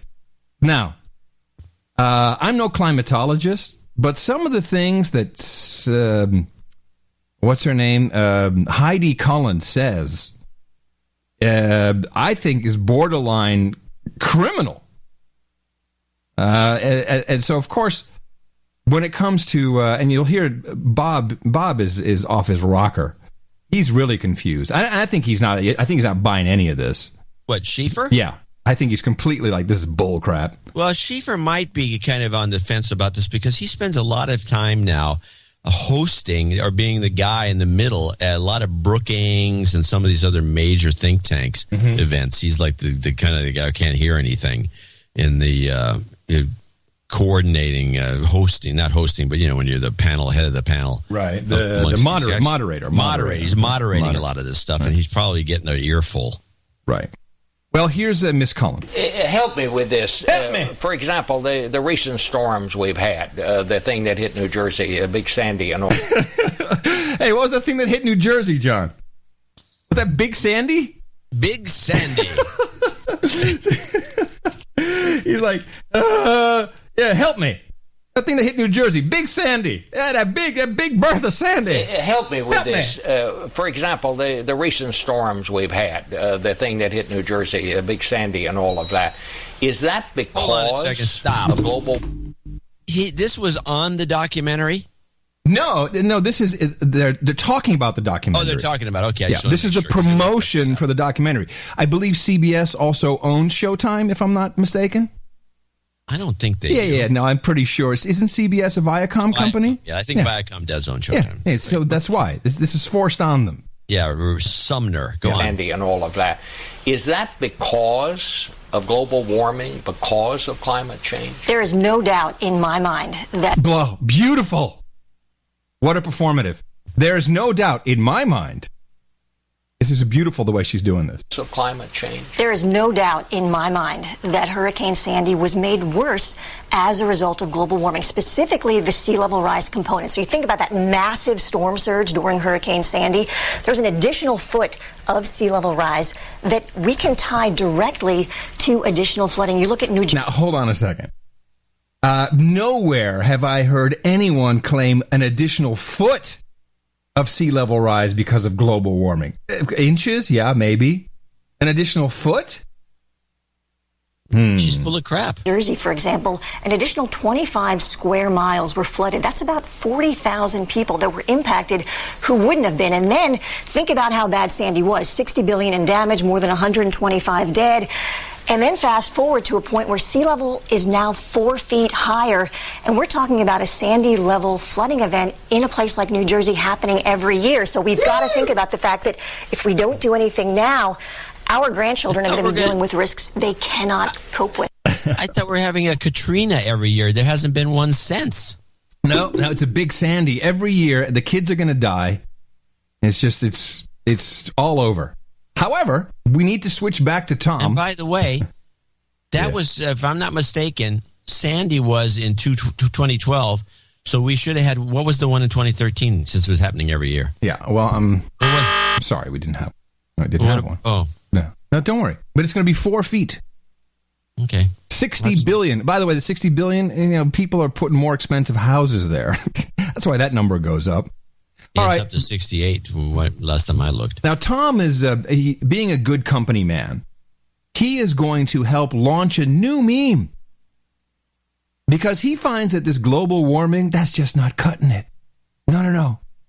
No one is doing this climate change communication properly. But this guy, smart man, New York Times writer, intellectual, he'll do it for you. Well, let me put it in personal terms. So your son or daughter has a disease, and you go to 100 doctors. 97% of them, 97 of the 100, say this is the cause and this is the cure. It's only if your doctor's son or daughter is involved. And 3% say this is the cause, this is the cure.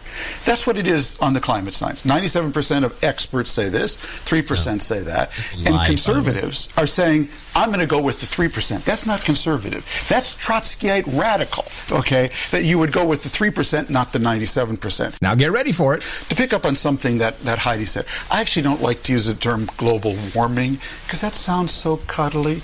To a Minnesota boy, Bob, that sounds like golf in February. I much prefer the term global weirding, okay? Because that's actually what happens.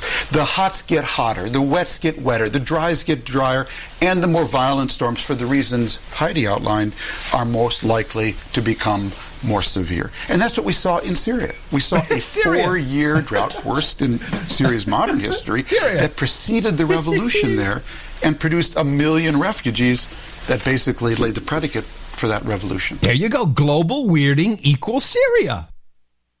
It's so obvious. Wow.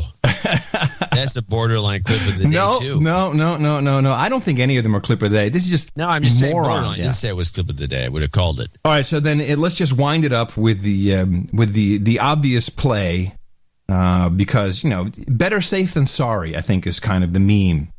Global weirding, better safe than sorry, 97 doctors, not the 3 who are probably religious crazy doctors, by the way. It gets back to a central point. Some people say, climate change is a hoax. To which I say, if it's a hoax, it'll be the greatest hoax that ever happened to us. Because if we do everything we need to do to prevent climate change and it doesn't happen, we will be like someone who trained for the Olympic triathlon, and the triathlon never came. We will be stronger. We'll have cleaner air. We will have healthier society. We'll have more innovative industries. We'll have less money because wait a minute. So what he's saying, even if it is bull crap, we're better off. Yeah. We'll have a stronger dollar. We'll have a stronger dollar. Be less dependent on the worst petro-dictators in the world. No, wait. You have to listen to this. Putin, okay? Whatever it is, it's Putin. On the worst petro-dictators in the world, starting with Vladimir Putin and the likes of him. So this guy's insane. We'll have a better petrodollar. We got Putin thrown in now. Syria. Less dependent on the worst petro-dictators in the world, starting with Vladimir Putin and the likes of him. So to me, if it's I don't think it's a hoax in the least, but if it were, and we did everything we could to prevent it, we'd only be stronger. By the way, if it's not a hoax and we don't do anything, we will be a bad biological experiment. Doomed. A bad biological experiment. This guy should be a novelist. Yeah. No, you have to watch this thing. It's beautifully done. It's like no, I'm gonna. I'm resisting watching it, and I think now that I know you're watching it, I'm even more resisting. So the Al Jazeera had an interesting little piece, which kind of fits into this a little bit. They made the note. We've talked about this, but we haven't taken it too seriously. But I think the public relations machine has started, and I think we're going to start hearing more and more. And this is going to be one of our themes of the show because this woman is completely nuts, and it's going to be a lot of fun to watch her run against Hillary because she can actually beat Hillary, and it's Elizabeth Warren. In 2012. For tonight's Power Politics segment, we look at a female Democratic senator who's turning heads. Many are responding to her calls for equality, and her statements bashing the GOP are going viral. David Schuster has that story. She is the potential 2016 Democratic presidential candidate that Hillary Clinton's team fears the most. Massachusetts Senator Elizabeth Warren. I'm fighting to build real opportunity, fighting to give every child a chance to build something extraordinary, and I want you to fight along beside me. We are in this together. What was this on, John? This is Al Jazeera? Al Jazeera. Interesting. This past weekend in that same speech in Minnesota, Warren hammered two of the Republican Party's biggest stars. She accused House Budget Chairman Paul Ryan of caring only about the rich. That may be Paul Ryan's vision of how America works, but that's not our vision of this great country.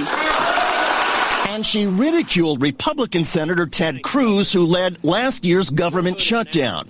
Now, the shutdown that sucked $24 billion out of the economy. Talk about a financial genius. Born and raised in Oklahoma, the 64-year-old Warren has spent most of her life working as a law professor, most recently at Harvard. In the aftermath of the 2008 financial crisis, she was named chair of an oversight panel for the Troubled Asset Relief Program, or TARP. In 2012, Warren ran for U.S. Senate. One grainy video of her speaking inside a home got more than 1 million views on YouTube. There is nobody in this country who got rich on his own. Nobody.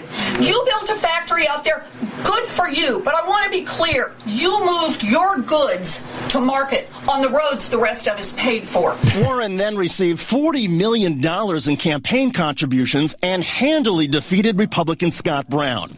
Over the last 3 months, in only her second year in the Senate, records show Warren has raised over $2 million for Democratic candidates and senators up for re-election this year.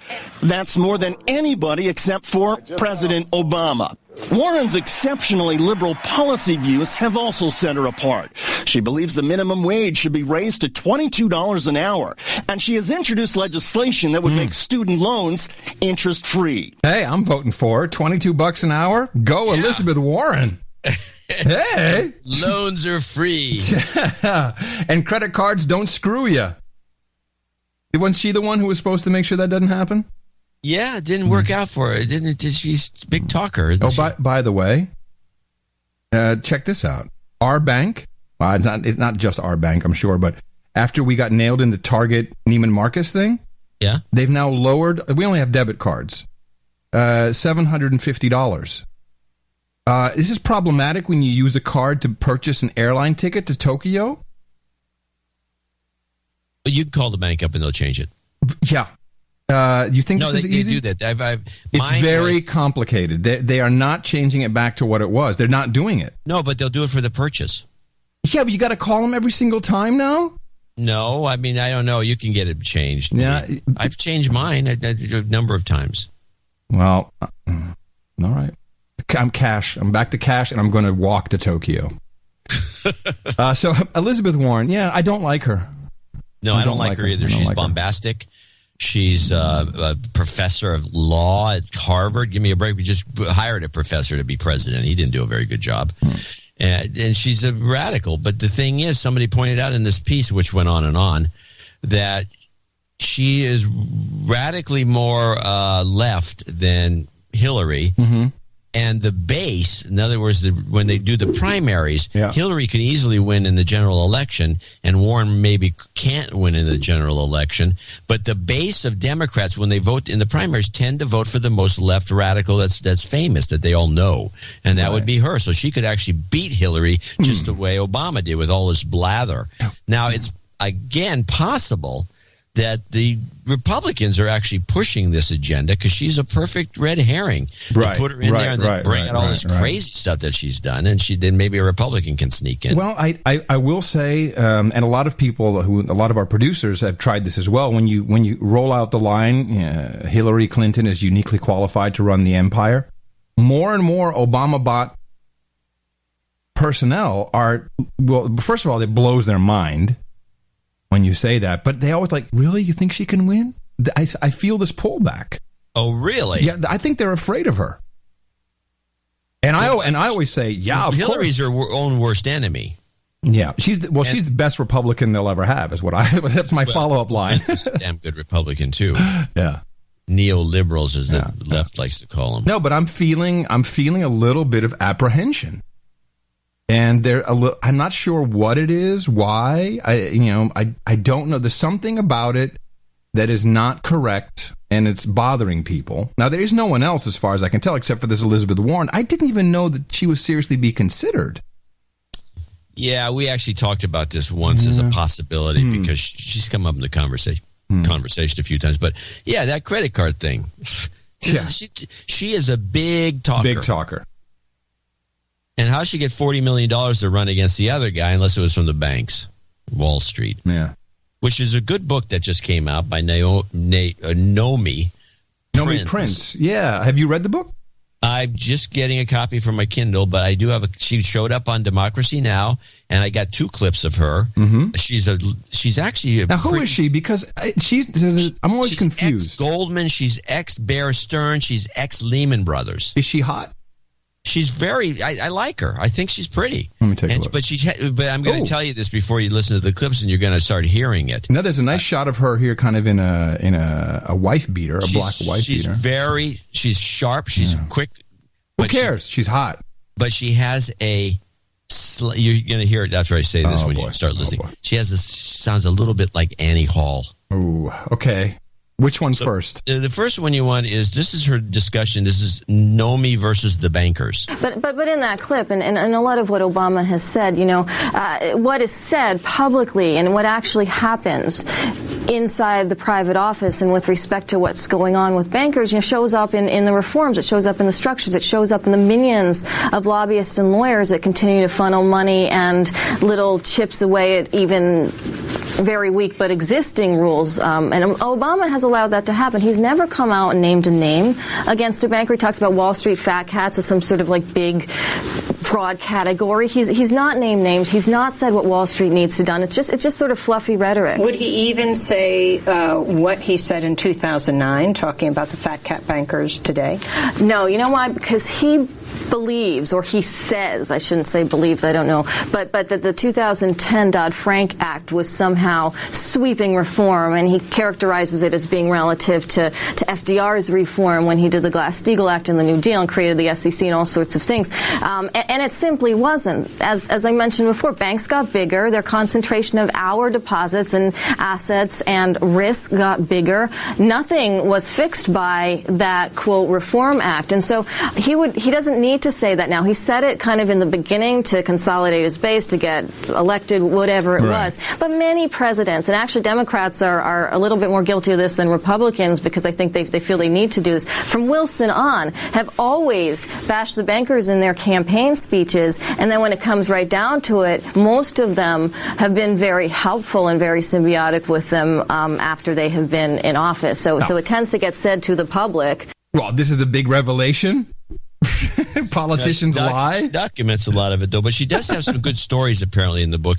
And the Goldman Sachs story, it's not like really pertinent to the show or anything, but I think it's a good little history that we should know. It's essentially FDR is the one who saved the company. But play this. This is a history of Goldman Sachs. About Goldman Sachs, and that it wasn't always as powerful as it is today.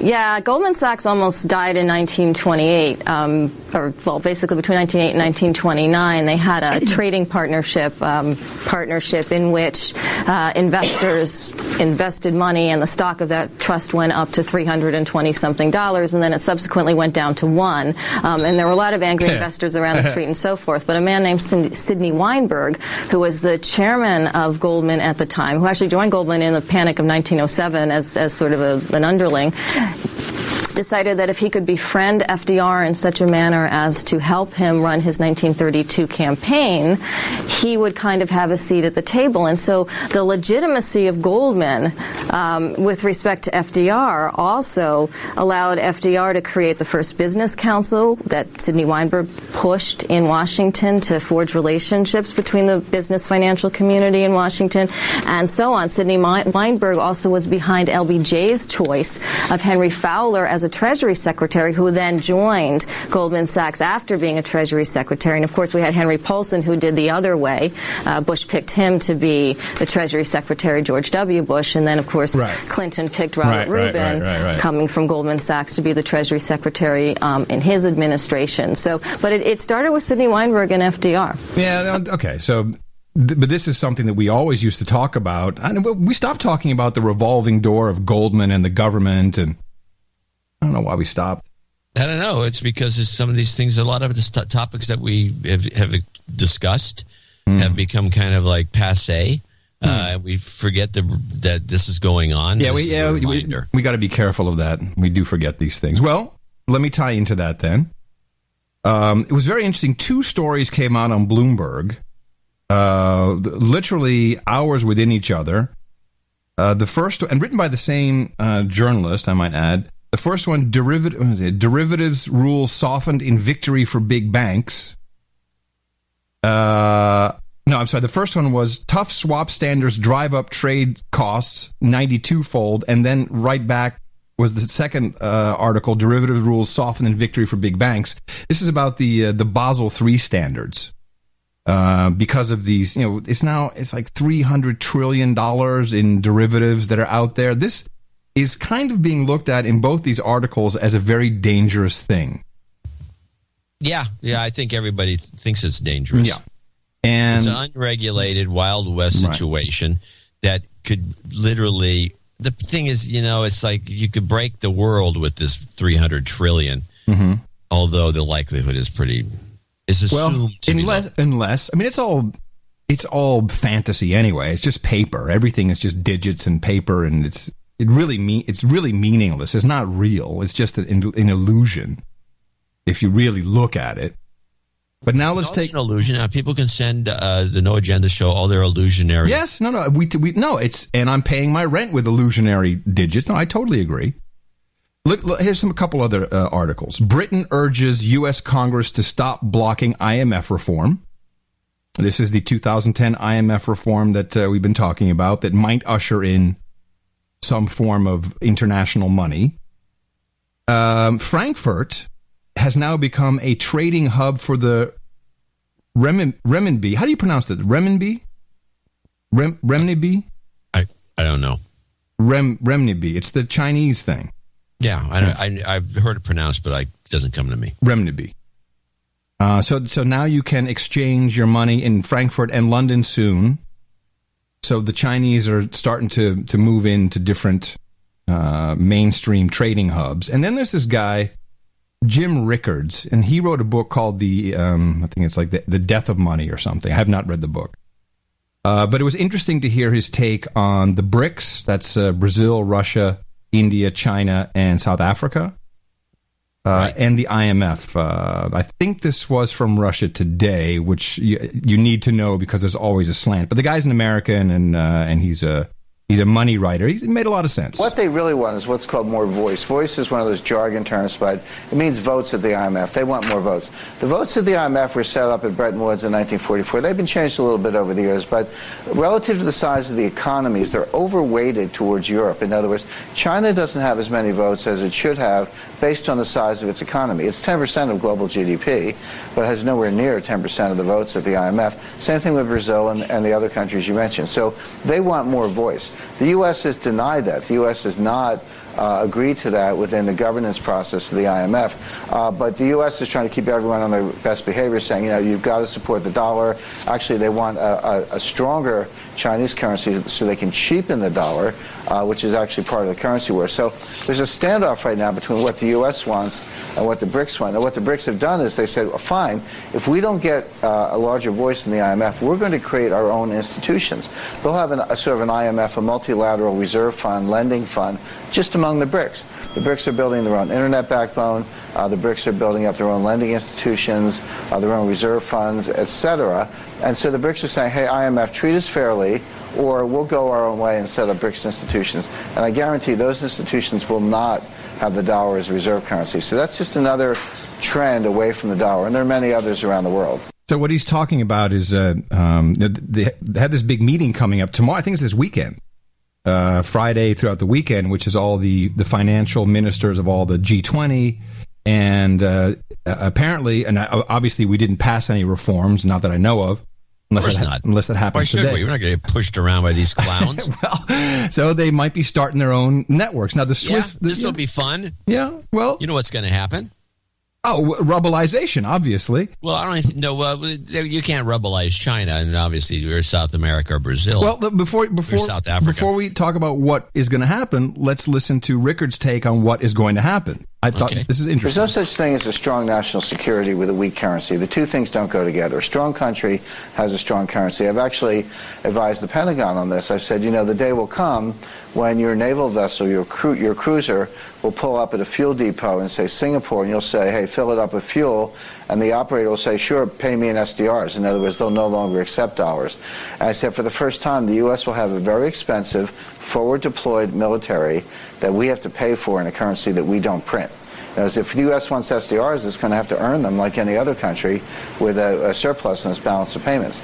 And so this is a whole new world. We're moving in this direction. You mentioned the GCC. You know, we talked a little bit about Russia and China and the BRICS, but the other threat comes from Saudi Arabia. For 45 years, Saudi Arabia has put a prop under the dollar, under the petrodollar deal. And what they said was, and the rest of OPEC said, oil must be priced in dollars.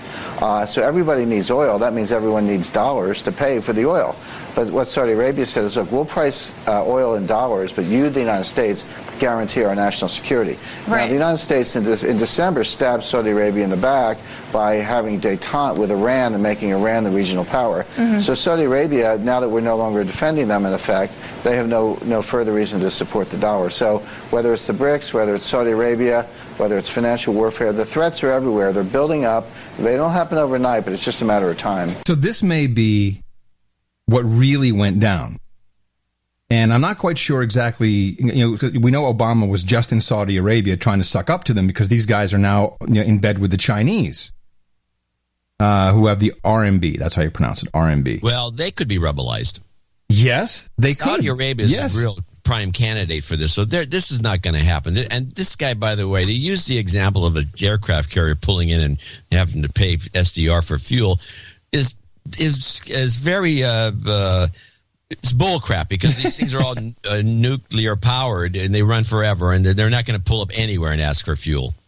So to even bring that idea up. I'm obviously playing these clips because he supports my thesis. I'm not, you know, obviously. But the Saudi thing I thought was very appropriate. And who pushed the Iran thing? I know who was against it. I never thought I'd actually say maybe he had a point. But if you want to maintain the petrodollar, and I kind of agree with what he's saying about the deal with the Saudis, you price in dollars will protect you. And then we all went all in on this, we love Iran, we're going to have a deal with them. And John McCain was like, bomb them, are you crazy? You can't trust these guys. In essence, maybe he was trying to protect the petrodollar. Well, I think we've concluded that McCain is nuts or whatever. And he's in bed with that other creep, and it's all about some money-making deals. These guys don't care about the country. Well, so this final clip, and just to play it, just to get it out there, is how something like this would be introduced, and this kind of comes back to this big swap thing. If we could make this whole crazy $300 trillion or $600 trillion somehow look like it's about to collapse, then we could start to do some interesting moves. The easiest way to understand it, the Fed has a printing press, they can print dollars. The IMF has a printing press, they can print SDRs. And they will print the SDRs the next time there's a liquidity crisis, because the next crisis, for the reason I explained earlier, it's going to be bigger than the Fed. And the Fed's already insolvent on a mark-to-market basis. They're leveraged 80-1. They look like a bad hedge fund. The Fed's at the outer limit of what they can do. And so the only clean balance sheet left in the world is the IMF. They're only leveraged about 3-1, so they have a lot more headroom. And they're going to issue these SDRs. By the way, they did issue SDRs in 2009. I think I might have been the only one who noticed, other than Dominic Strauss-Kahn and the rest of the people at the IMF. But the fact is, it's world money. It won't be issued on a calm day. It'll be issued in a crisis, because it is meant to provide liquidity. Remains to be seen if people will accept it, but they might not have any choice because they don't understand it. The IMF is not elected. They've got kings, dictators, communists, and others on their executive committee. And so, people don't understand it. It's opaque. We won't have them in our pockets. SDRs are not walking around money. We'll still have dollars, but they'll be like Mexican pesos or Turkish lira. It'll be a local currency. It won't be the world currency. The world currency will be the SDR. It'll be like wampum. It'll be like beads at Club Med. Yeah, this isn't going to happen. I've said it before. Well, but, what if... What do you think? We're sitting around on our hands going, oh, God, I guess we can't stop it. No. I'm not. The only thing I could think is that Wall Street is already all in, and they don't give a crap about America. These guys don't care. If they're saying, hey, it's been 100 years or 70 years, it's time to do something new, they'll do it. That's my only fear. If it goes offshore like that, no, nobody's going to do this, and they're going to let these guys hang themselves. And I think I believe, knowing the way this has happened in the past, it's like when Japan was buying up the country in the 80s and they bought Rockefeller Center and all the rest of it and had to walk from the deal, which is my favorite story ever. And they lost their butts in Hawaii and all the rest. They're going to let these guys go do their own thing without, the insiders that we have working for us out of Goldman and all these other companies and JP Morgan and the rest of these schemers. They're going to let them go off and they're going to set them up for some really bad deals. Then we're going to go in and rubbleize the place and break these guys. And this whole IMF 2, the alternate IMF or whatever, alt IMF or whatever you want to call it, is just going to lose its butt, and they're going to come back begging for us. And this is the reason that this whole thing, that we're actually getting stronger in terms of where the dollar sits in the scheme of things, because if you look at our stock market, there's no reason it should be as high as it is in the 16,000s and kind of looks pretty healthy, even though all these companies are borderline broke, because all the other alternatives out there, and there's plenty, people, they gravitate toward the U.S. markets and everything in the U.S. because it's safe. We're the safe haven, and this whole thing with Saudi Arabia is they know they'd be asking for trouble. It wouldn't take anything to topple that government and make it into another Syria. It'd be easy. Nobody come to their defense. Nobody likes them. Well, you make a very compelling argument. So you're saying that this could be either a setup or just laughing and waiting for them to screw it up? Yeah, and probably some setup aspect to it, because there's money to be made on the short side, by the way, and that would be what would be going on with them. And you can do a lot of damage with shorting stuff too. These guys, they don't know what they're doing. They're going to start. The IMF started in the 40s. I mean, it's been around. It's got legs, and they're not going to just let any. And we want more voice. Screw you. What have you done for anybody? I want more voice. Okay. Well, good point. So let's put it this way. All right, I actually like this better. So there's this whole thing, and we got our agents going around saying, hey, we're going to screw these guys. We're going to screw these Americanos. We're going to get together with Brazil and Russia, and India and China. Look, even the Saudis are in, man. Come on, join us. And then we have some kind of event, and then we have to tank everybody, I guess, with the event. Yeah. Just tank the whole, pull the rug out from under the whole thing. How do Adam and John make money on it? How do we profit from this? Yeah. How do we hedge just on the off chance? Remember, I am from the future. Just on the off chance that I'm right, how do we hedge against that? Well, I mean, you can hedge against it with gold. Probably, or platinum, which is one of my favorite metals. I like the gold. But I don't know. This is the problem with these, because everything is new. I mean, people don't realize. Well, I mean, there's a history repeating itself aspect, which is me and my cycles, right, in the market. But the thing that's common to all the cycles is that none of them actually look the same. When you examine them, one does it because of one thing. I mean, who would have predicted it was the housing crisis that caused this last downturn? Because it used to be the stock market that runs up. No, man, it was Russia. It was Russia. What are you talking about? Putin did that. Yeah, Putin. You can blame anybody you want, but there's all these elements in it, and I also think there'll be another secondary collapse, and because of the printing of the money, at some point it stops working. But yeah, I don't know how to profit from it. If I knew how to profit from it, I wouldn't be doing this show. You wouldn't be doing this crappy show, exactly. I'm going to show my support by donating to No Agenda. Imagine all the people who could do that. Oh yeah, that'd be fab.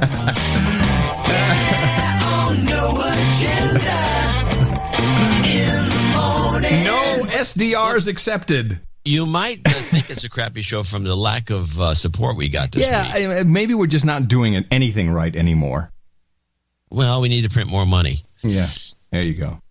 I will say that, finding a way to profit from, I think all you have here, you want to know how to profit? Just wait till this thing collapses. Just short Twitter. Let's see what, Facebook not so much, but Twitter is way out of control. Yeah, probably Musk's company too. Yeah. Although he's so good, I'd be skeptical. You know what? So just a little secret. I don't care. Yeah. I can go to the farmer's market. I can buy enough for the two of us. We got, our cars are 8 and 12 years old. It's fine. They drive nice. They got no spyware in it. And I'm a happy man. And my wife is hot. What else do I want? Yeah, you got everything you need. And you get good conversation. I got good conversation twice a week. I got people who email me when they really are trying to email you. You know, it's great. Yeah, you get to read my mail. I get to read your email. John is wrong. Well, why are you emailing me, man? Email him. You get to go out with the Obama bots and yell and scream. Oh, that's ending. Yeah, it's too bad. It's a shame. Yeah, it's a shame. But, the good things go. C-Squared Productions, I want to thank them for $123.33. I do not have a note from you people. Please help us out. We'll read it in the future. Although we don't really read that many notes on this segment. Maxwell Thin in Seattle, Washington, $111.11, and he may have sent something in to bring some people up to the stage. But isn't the stage today when we doing the stage? The club? I was thinking so, but in the yurt? Never mind. You're not going to believe it, and I'm getting people saying, they're sick of my tales. Yeah, of your excuses. The stage collapsed. I thought, what, in the yurt? Well, didn't you it was have apparently made from some substandard wood that was recycled, and it was filled with termites. Keith McColpin, $101.01 in Imperial, Pennsylvania. He says he hates it when mom and dad fight. Please have some makeup sex and keep the kids happy. Thanks for nothing. Yeah. Good Ink in Amsterdam. Oh, I wonder what that is. $100. Nice. I don't know, but they're good. Yeah. Joshua Hastings, the Sir Face of Fame 5, and he wrote in, so I'll read what he said. As I write on this, I am. This is longhand, yeah. Yes. Well, kind of. It's a hybrid.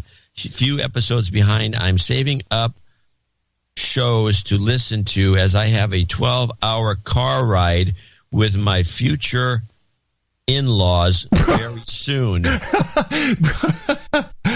you should put that on. Great. Yeah, you should put that on the car system. Yeah, and you start playing it. And lock them in the seatbelts, tie their hands behind their back. And he wants some travel karma and a toot to the head. Well, you're going to need that for sure, my friend. Travel karma with that going on. You've got karma. Please. My Lord. Brian Williams, 7373 from Streamwood, Illinois. Oh, I'm doing my 73s, yeah. 73, Brian. Yeah. 69, dudes! These guys, Thomas Nussbaum in Virginia Beach. Sir Thomas Nussbaum in Virginia Beach, Virginia. You got to put that on there, people. You got to give us your titles when you donate, please. Arian de Jongst in Dortmunder. Dortmund. Yeah, a drunk Deutschland donation. I'll read it then. Drunk donation from Arian Martin de Jongst. I hate being called a consumer by marketing pricks. So I donate to the show where I get to be a producer, not a consumer. Thank you, Borth. Oh, and? And Christoph Eilers is a douchebag. Actually, he wrote me back. He, by the way, finished it off with love the sow. I love the sow, too. Welcome to the sow, everybody. He actually emailed me drunk. Yeah? And he said that he didn't mean to call Christoph out as a douchebag. That's the second donation. He came in again at 69. See? There you go. Second drunk donation. Actually, Christoph is not a douchebag. He does donut. Donut? Just wanted to say hi to him out there in Dubai. So I have to de-douche him now. You've been de-douched. 69, dudes! All right, we're done. Scott Olson in San Diego, 62. Happy birthday. Belated. Yeah. Sir J.D. in San Jose, California, 6233. Another happy birthday. School of Podcasting, $62. Dave Jackson. Yep. James Howard in Indianapolis, Indiana, 62. And then we go to $60 donations from Karen Deemers in Springfield, and has got a birthday call-out coming. Sir Daniel Gray, the Drone Knight, in 60. Now, Daniel sent a long note in longhand, and I'll just tell what it is. It's quickie. He is going to make you is one of his specialties, I guess, a holster for your oh yeah, I got this note and I haven't replied to yet. He wants to know which judge I have. Yes, and he wants to know whether you're right-handed or left-handed, the barrel length and the cylinder length. And he's just going to make me a regular. Do you have a weapon to put in it? No, I'm just going to get a belt. Oh. I'm not going to bring it. I can't walk around California with a holster and a gun in it. That wasn't my question. No. I'm just going to get a plain belt. You don't have a weapon? I have plenty of weapons. I just don't walk around with them. 218. What good are they? I was writing that. I have plenty of weapons. Yeah, nice. I got a weapon right here. Yeah. Sir Daniel Gray, the drone night. Okay. And by the way, the drone night. No, that's not the poster drone night. Okay, it's not the poster drone night. Mary, and now these are all $50 from Mary Walton in Irvine, California. John Haidt in Folsom, California. Antonio McMullen, these are all 50s. Paul Vella in Milton Keynes, UK. Jason Fortune in Geneva, Illinois. David Pete in Aubrey, Texas. John Vanderlaan. Jan van der Laan. John Vanderlaan. In Assen. Drenthe. Yeah, very good. In Holland. And last two are John Virtue in Newport Beach, California, and Scott Soltis, who comes in with one of those auto payments from the bank. Short for list. $50 a month. He's a big spender. And just since it's such a short list, John Haidt from Folsom, he wants another LGY for his 4-year-old unvaccinated daughter. Yay! That won't last long. No, you're not going to be able to get. You're going to need papers. We want to see your papers. Won't be able to get him into school, man. And we need a job. Get him on the bus. Need a job karma for everybody here. Let me do that. Jobs, jobs, jobs, and jobs. Let's vote for jobs. You've got karma. So this was a short segment, as was the producership. Are we just? What is going on? Is it because it's tax season, or are we just? No, I think just after not the good? birthday thing, everyone said happy birthday, and then they just blow me. I think it's a cyclical thing, but hopefully they'll pick it up a little bit for Sunday. And tax season is upon us, and that always makes things go down a little bit, except for the guys that are getting money back. Yeah. Well, that's not me. That's not me, babe. Yeah. All right. Well, we could do better on Sunday. That would be nice. Yeah. All right. Please help us out. This is our value for value model. The way we do it is very simple. We provide you value with our programming. There's nothing else we do, really. And the theater tickets are getting more expensive, and just think of us as going to the movies, only cheaper. Yeah. And without George Clooney. Dvorak.org/NA. It's your birthday. Oh no, Michael Wade Moss says happy birthday to his wife, April. She turns 40 today. Oh, figure that. Someone named April who was born in April. And Karen Deemers says happy birthday to her husband, Craig Deemers. He celebrates on April 14th. Happy birthday from your friends here at the best podcast in the universe. It's his birthday, yeah. 2 nightings today. That's very nice. We have our not our Inst night. We have Alex Zoglin. He should have a space night title. Don't you think? Sounds like a space alien race. Why don't we just call him a Knight of Outer Space or something? No, they call their own night. We're not just going to give people you regret it. You may hate it. Maybe he hates science fiction. He'll have to let us know. Please let us know, Alex. And also Mark Tanner. Yeah, I got your... Where's your blade? There you go. Okay. So, Alex Zoglin, Mark Tanner, step forward, gentlemen. Both of you have contributed to the best podcast in the universe, the amount of $1,000 or more. Therefore, happy to induct you into our roundtable of knights and dames. And I hereby pronounce these Sir Mark Tanner and Sir Alex Zoglin, Knights of the No Agenda Roundtable. For you, I've got whiskey and wet wipes, Cunnilingi Yona and yoga and jambo, bad science and perky breasts, Cuban cigars and single malt scotch, cannabis and Cabernet, hookers and blow, Rempoids and Chardonnay, sparkling cider and escorts, or just plain old mutton and mead. Go to noagendanation.com/rings. Pick up your rings. They're well-deserved, and you get your sealing wax and, of course, your official certificate there as well. And thank you for supporting us. I still get the biggest kick out of people who mail in, checks and notes and whatever, and they have the sealing wax and they seal it on the back of the envelope. I know. Isn't it great? It looks cool. Yeah, I love it. Of course, then there's the one guy, and I want to remind people, sealing wax is not paraffin. Some guy with put some regular wax down. That does not work. From a candle. No, it does not and work. then pushed it down, and the whole thing leaked oil all over everything. It was a mess. Let's do a little technology here for a moment. First, here's a little clip I picked up. You know, I think it's really a small minority of people who are worried about privacy at this point. Okay, just want to That could be the clip of the day. Who was that? That's Leo. That's Leo. Oh, no. You listen to the whole clip. You know, I think it's really a small minority of people who are worried about privacy at this point. I don't think it's a movement. Leo Laporte, the tech guy, moving on to Gary in Los Angeles. Say that? Because he believes it. Oh, I'm sorry. I'm going to call him out on that when I see him next. It's not a movement. Something's been really bothering me as a licensed. What's all about? What? I just find this shocking that he would say that. Yeah, it is. Well, yeah. That's why he needs me back on his little show. That's not going to happen. No, it's not. Okay. No, especially after you did this clip here. Yes. In fact, they've actually, I can't even connect to their stream now. I've already been kicked out of the chat room. Oh, no. There's something that's really been bothering me when it comes to technology. Of course, I am a licensed pilot in fixed wing and rotary.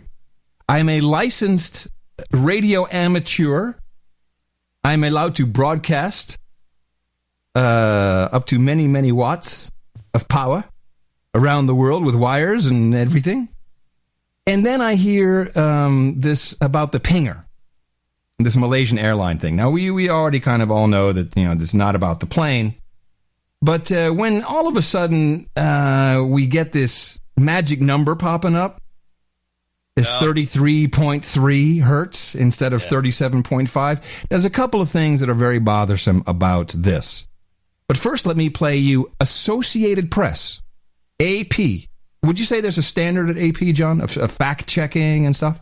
Yeah, no, Associated Press has a lot of rules, and they even have their own style guide, which they publish, which a lot of people use, showing you how to pronounce and say things and the way things should be spelled and how they should be used. So when they have an aviation expert, you would expect the expert to actually know what he's talking about. I would expect an aviation expert working for the AP specifically, as opposed to just being one of the casual guys that submit stuff to the AP. Yes. Let's listen to this. AP Radio News. I'm Rita Foley. The latest pinging heard by a search ship looking for a missing jetliner in the Indian Ocean is not exactly on the same frequency as the black boxes on board the aircraft would usually be.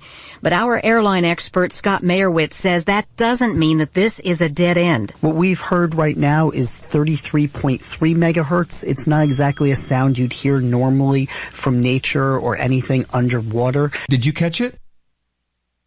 Catch what? Did you catch what he said? He says it's a 33.3, which is the sound we normally don't hear. 33.3 what? He said megahertz? Yes. Hertz, not megahertz. Kilohertz, you douche. Megahertz. Megahertz. That would be kind of hard to... That would not travel very far underwater. No, wouldn't get through and the this water. is the Associated Press expert. So these things bother me because how can you trust anything else the Associated Press does? I've done this myself, though. I mean, every once in a while I'm talking about hertz and megahertz, and I just drop megahertz in when it should be something else. I don't know. I give the guy a little pass. I give the guy no pass.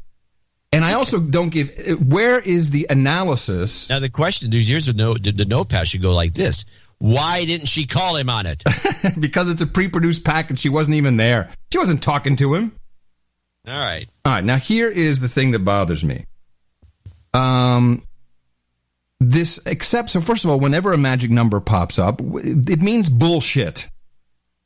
And to have 33.3 mega, I did it myself. I'm going to go shoot myself here. Well, now I'm just going to go home. I'm going to home. I'm going to take my toys and get out of the sandbox. I suck. All right. So this 33.3 kilohertz, which I think it's actually, I don't know if it's hertz or kilohertz now, but it's not megahertz. Yeah, it's probably kilohertz. Okay, but whenever 33 pops up in the news, it's a plant and it means bullcrap. Now, to have a pinger that transmits... We talk about this a lot. I'm going to interrupt you. We talk about the 33 thing a lot. We say what we say about the BS, and this appears to be the case for some reason. We don't know why this is being planted and who's planning it and how they do it. Well, at this point, I think it's just to throw it in my face. Hey, Curry. Now, if you have this sophisticated piece of machinery that is supposed to transmit a signal, periodic signal at 37.5 kilohertz, I know a lot about transmitters. What is now being said is, maybe because of the battery ran out and then the frequency shifted. Are you kidding me? No, that is bullshit. And no one, even the guy who makes the machinery, is lying about it. He won't even admit that this is happening when he's specifically asked the question, and I think it's only for, insurance reasons, but here he is with Aaron Burnett, the guy who he's from Duquesne Seacom, and she's going to ask him specifically, and he's going to he's going to avoid answering the question. And so this means that this 33.3 has been planted in there for a reason. And there has been some discrepancy out there. Obviously, we know that the signal that has been picked up in both cases here by the U.S. Pinger locator was at 33.3 kilohertz. And usually a black box, such as the Pinger that you manufacture, would be 37.5. Does this discrepancy concern you, make you think that they're listening to the wrong thing? Well, it's something that we need to study further. There's a lot of variables that come into play. Age of battery, depth of water. Really? Age of battery? Temperature of water, possible debris that could be refracting or changing the frequency. Marketing guy, he doesn't know anything. Exactly. These things need to be examined. The more data we have, the more we can help them. So when you hear 33.3 is what this is broadcasting on, you're not throwing your hands up and saying that's not it. You're saying this very well could be it, right? We're optimistic but cautious. We don't think it's dolphins. Okay. I think it's dolphins. Is that what he said? Yeah, we don't think it's dolphins. When he said asparagus. That should be our new one. Yeah. I don't think it's asparagus. Wow. Well, we'll see. This story, they're still running the crap out of it on CNN. Oh. I have a clip for you. Yeah. Now, this one here, this is a clip I took... This could have been a number of things. I could have used this clip earlier in the show to drop it in as though it was these Gohmert and Holder talking out of class, or maybe Holder talking to somebody, or it could have been an Ask Adam about to guess the movie. And I just decided this is probably the greatest dialogue I've ever heard on a film ever. I'm really thinking, which one would it be? Dialogue is the key word there. Jeez, sorry. I don't see it. I'm sorry. It's dialogue of the decade. It should be right after that. Yeah. It's alphabetical. I'm sorry. Who does that punk Zacharias think he's playing with? Doesn't make sense. Why would Zacharias hit us? Because he's trying to start a war. Somebody's knocking off his men, too. Oh, man, I don't believe that for 1 minute. You know what I think? I think Zacharias did it himself, and he's trying to pin it on us. He's playing us for suckers, Jack. He wants our territory. I don't believe that. Because if there's war, he loses as much as we do. Oh, come on, Jack, wake up! Wow. Great stuff. Yeah, how come we didn't just do a movie clip of the day? I don't know what that is, John. Death Wish 4. With Charles Bronson. Yeah. Wow. The overacting is just, especially with this character, is just like, wow. Yeah, that's good. Yeah. That's good. Anyway. I actually, you kind of jumped the gun there. I had another update from our actress, Sarah Bajak. Oh, okay. Who? Where was she last when we had her on set? We had her in Malaysia. And she was talking about fighter jets escorting the plane that had her partner, long-term partner from Texas on it. Yeah. She's no longer in Malaysia. People are giving up. Please help me convince them we must keep trying to find you. Just a small sign, I love you, SJ. Sarah Bajak is in Beijing, and she joins us now live. Sarah. Remember she said she wouldn't go to the Beijing, the Chinese briefing for obvious reasons? Yeah, she said she wouldn't go for right. Now she's in Beijing. I wish you had that other clip because I won't go for obvious reasons. What reasons? Yeah, what's wrong with these reporters that don't let these? I know what it is. You make a lot of money. You're sitting there asking somebody questions, and you are bored stiff. You're not on pins and needles listening to what they say. Anyway, go on. Well, a lot of people are now really looking into her, particularly the YouTube people. Hey, everybody, it's Joe379 here on YouTube. I love the YouTube people who do the screen. It's Joe379 here. Look at this lady. She's crazy. And she apparently she worked for a Israeli high-tech firm. She was a teacher in Beijing. And she got this is all suspicious. Very interesting past. Thanks so much for doing this. Let me start off by saying that my heart goes out to you, and I admire your strength. Are you still... He sort of said, thank you for your courage. That would have been better. Following the day-to-day developments in the search for the plane, or are you tuning out everything until some substantial evidence comes forward? First of all, thank you for having me on the show. Thank you for having me on the show. This is not the way a distraught person talks. I'm sorry, just not. And I am continuing to follow the investigative reporting that I'm seeing, mostly on CNN, but a number of the other high-quality agencies are also pursuing a continued look into what the evidence may or may not tell us. Agencies? Agencies? What they may or may not tell us. She sounds like a robot working for one of these agencies. But I've stopped looking at things like the pings and the other government-provided information because it's all proven to be wrong so far. In fact, you've been vocally critical of how the Malaysian government has handled this investigation, and you said Times Square. What's the deal? Yeah, she's with the sound effects. She's no longer on Beijing, Skype. And there's no horn honking in Beijing. Yeah, I heard a horn.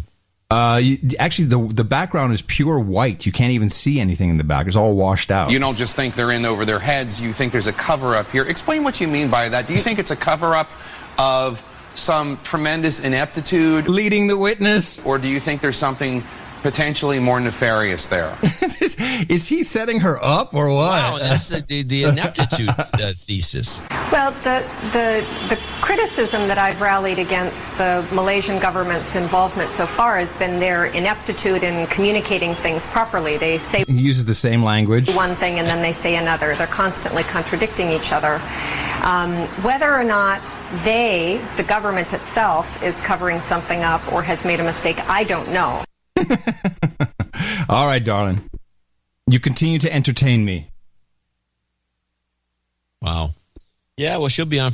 Where she'll be next? Probably in Moscow. She seems to be the CNN thing seems to be her home, kind of.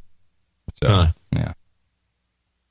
I got a news story here. It's kind of interesting. I got a kick out of it. And what I got a kick out of was a little fine. This story was reported over and over and over again. This is the Medicare story where they released all the numbers and they found some doctor made $30 million a year off of Medicare charges. And another guy 20 and another guy 10. These guys now was this a Freedom of Information Act thing? What was this exactly? This was something that Congress demanded that they release. I don't know who was behind it, but it got released and everybody picked it up. But only one of the reportage brought in a little tidbit in here, which they dropped in. I think this may have been Al Jazeera. Quarters for the first time in 35 years, Medicare releasing payment data, and the numbers are staggering. We're learning that in 2012, 7 doctors got more than $10 million in reimbursements for services billed to Medicare. One received $21 million. He is currently enmeshed in a criminal inquiry. All told, $77 billion paid out to 880,000 doctors. The American Medical Association had an injunction in place since 1979 to prevent the information from being released. The data finally released after a court order. So now nobody brought this up. This, by the way, was the Blaze, believe it or not. This is upsetting. Everybody talked about this story, but nobody except this woman, there's the news reporter there, mentioned that the AMA had put in an injunction in 1979 to prevent this information from coming out. What kind of a corrupt operation is the AMA? Yeah. They didn't even bring this up on the show. They just said it. But when I heard it, because I've heard the story 2 or 3 times, I had different copies of this story. And then when she said that, wait a minute. That's interesting. Well, it's a big and powerful organization. I know that. Well, the fact that they would, since 1979, you couldn't tell how Medicare money was being spent. This whole thing is what, you mean there's corruption going on in the government? Oh, do tell. Another piece of short news, which I picked up on, this is Democracy Now!, I'm sure. This is not the whole thing. A famous writer, novelist who won a number of awards, who started the Paris Review. And I just love the way Amy Goodman just reads this stuff straight-faced. And when she drops the real bomb in here on this guy. And Peter Matheson's final novel comes out today, 3 days after the celebrated author and naturalist died of leukemia at the age of 86. In his 20s, Peter Matheson helped found the Paris Review, which he later admitted using as a cover for spying on Americans in France as a CIA agent. Yeah, Yeah. I always just think that's funny. That's what most of what the CIA does. People don't realize that. And it's actually beautiful because the way the New York Times, who of course are complicit in this, is they can say, "Oh, the Paris Review wrote ... Yeah. Or the Amsterdam Telegraph wrote ... Therefore, it gives it credence and legitimacy. Yeah, to a bullcrap story. Yeah, I know. This is what we're fighting against. I want to mention this to everybody that listens to this show. This is what we on this show fight against, because it's the only source I think you're going to find that is always on the lookout for this sort of thing. Consciously. We are consciously and constantly on the lookout for this sort of thing, and that's why we need your support. And so I got a lot of emails. I'm sure you well, maybe you didn't. I probably get all your email. Just don't even email John. Just send it to me. Yeah. This Mozilla CEO thing. Oh, more? Yeah, well, I'm sure you heard that. But the guy who the OK Cupid guy gave money to this real anti-gay congressman. Yeah, there's that. Assemblyman. Yeah, there's that. But what I thought was more interesting was the tie-in to Google. Oh, okay. I'm listening. Yeah, so I can read this to you verbatim, actually. It was a /dot thing. Over the years, Mozilla's reliance on Google has continued to grow. Indeed, its report on Brendan Eich's promotion of CEO of Mozilla, the Wall Street Journal, noted that Google accounted for nearly 90% of Mozilla's $311 million in revenue. So with its sugar daddy having also gone on record as being virulently opposed to Proposition 8, to think that Google's support didn't enter into discussions of whether Prop 8 backer Eich should stay or go seems, well, pretty much unthinkable. It is the chilling and discriminatory effect of the proposition on many of our employees that brings Google to publicly oppose Proposition 8, explained Google co-founder Sergey Brin in 2008. We should not eliminate anyone's fundamental rights, whatever their sexuality, to marry the person they love. Interestingly, breaking the news of Eich's resignation was journalist Kara Swisher, whose right to marry a top Google exec in 2008 was nearly eliminated by Prop 8. Quote, in an interview this morning, wrote Swisher, Mozilla executive chairwoman Mitchell Baker said that Eich's ability to lead the company that makes the Firefox web browser had been badly damaged by the continued scrutiny over the hot button issue, which had actually been known since 2012 inside the Mozilla community. Now, I think there's validity to this. To what? That this guy was pushed out by Google. Oh. And Kara Swisher is probably part of the Gay Inc. mafia who pushed him out. Well, she definitely had a conflict of interest when she got involved in the story. Thank you. But of course, as long as you say full disclosure, then everything's okay. Yes, it is. It makes me laugh so hard. Full disclosure, I'm paid by the CIA. Now let me give you my opinion. Oh, well, he disclosed it, so it's fine. There's no problem. Yeah. This has become an interesting way of producing journalism. And of course, not a word out of the news that Egypt has thrown 4 gay men in jail there should be somebody should be up in arms about that. Yeah, we should be banning something or yelling at somebody. In fact, I think the problem is we don't know who to yell at in Egypt anymore. Who's running the show there? I don't know. That's probably what it is. We don't know who to yell at. Just the military is. So I have this clip. It's bugging me. It says the clip is Intelligence Oversight 1. Now, since I don't have an Intelligence Oversight 2, I'm thinking, and I don't remember the clip. Can you play that clip? Now a bipartisan push has begun on Capitol Hill to make parts of the black budget public. Democratic Congressmember Peter Welch of Vermont. Do you need to set something up here? Well, this is the guy who, this is not going to get anywhere, but this one Republican and Democrat and a bunch of other people are all, because of, I think, of Snowden, they've been demanding and they want to get a bill through that's going to make the Obama administration and any subsequent president have to reveal exactly how much money is going to these agencies, because it's not just one or two right, agencies. the CIA black budget. Right. Yeah. Okay. Vermont and Republican Congresswoman Cynthia Lummis of Wyoming, both members of the House Oversight Committee on National Security, have co-written legislation to force the president to include the total dollar amount requested for each intelligence agency in his annual budget submission to Congress. The bill is called the Intelligence Budget Transparency Act.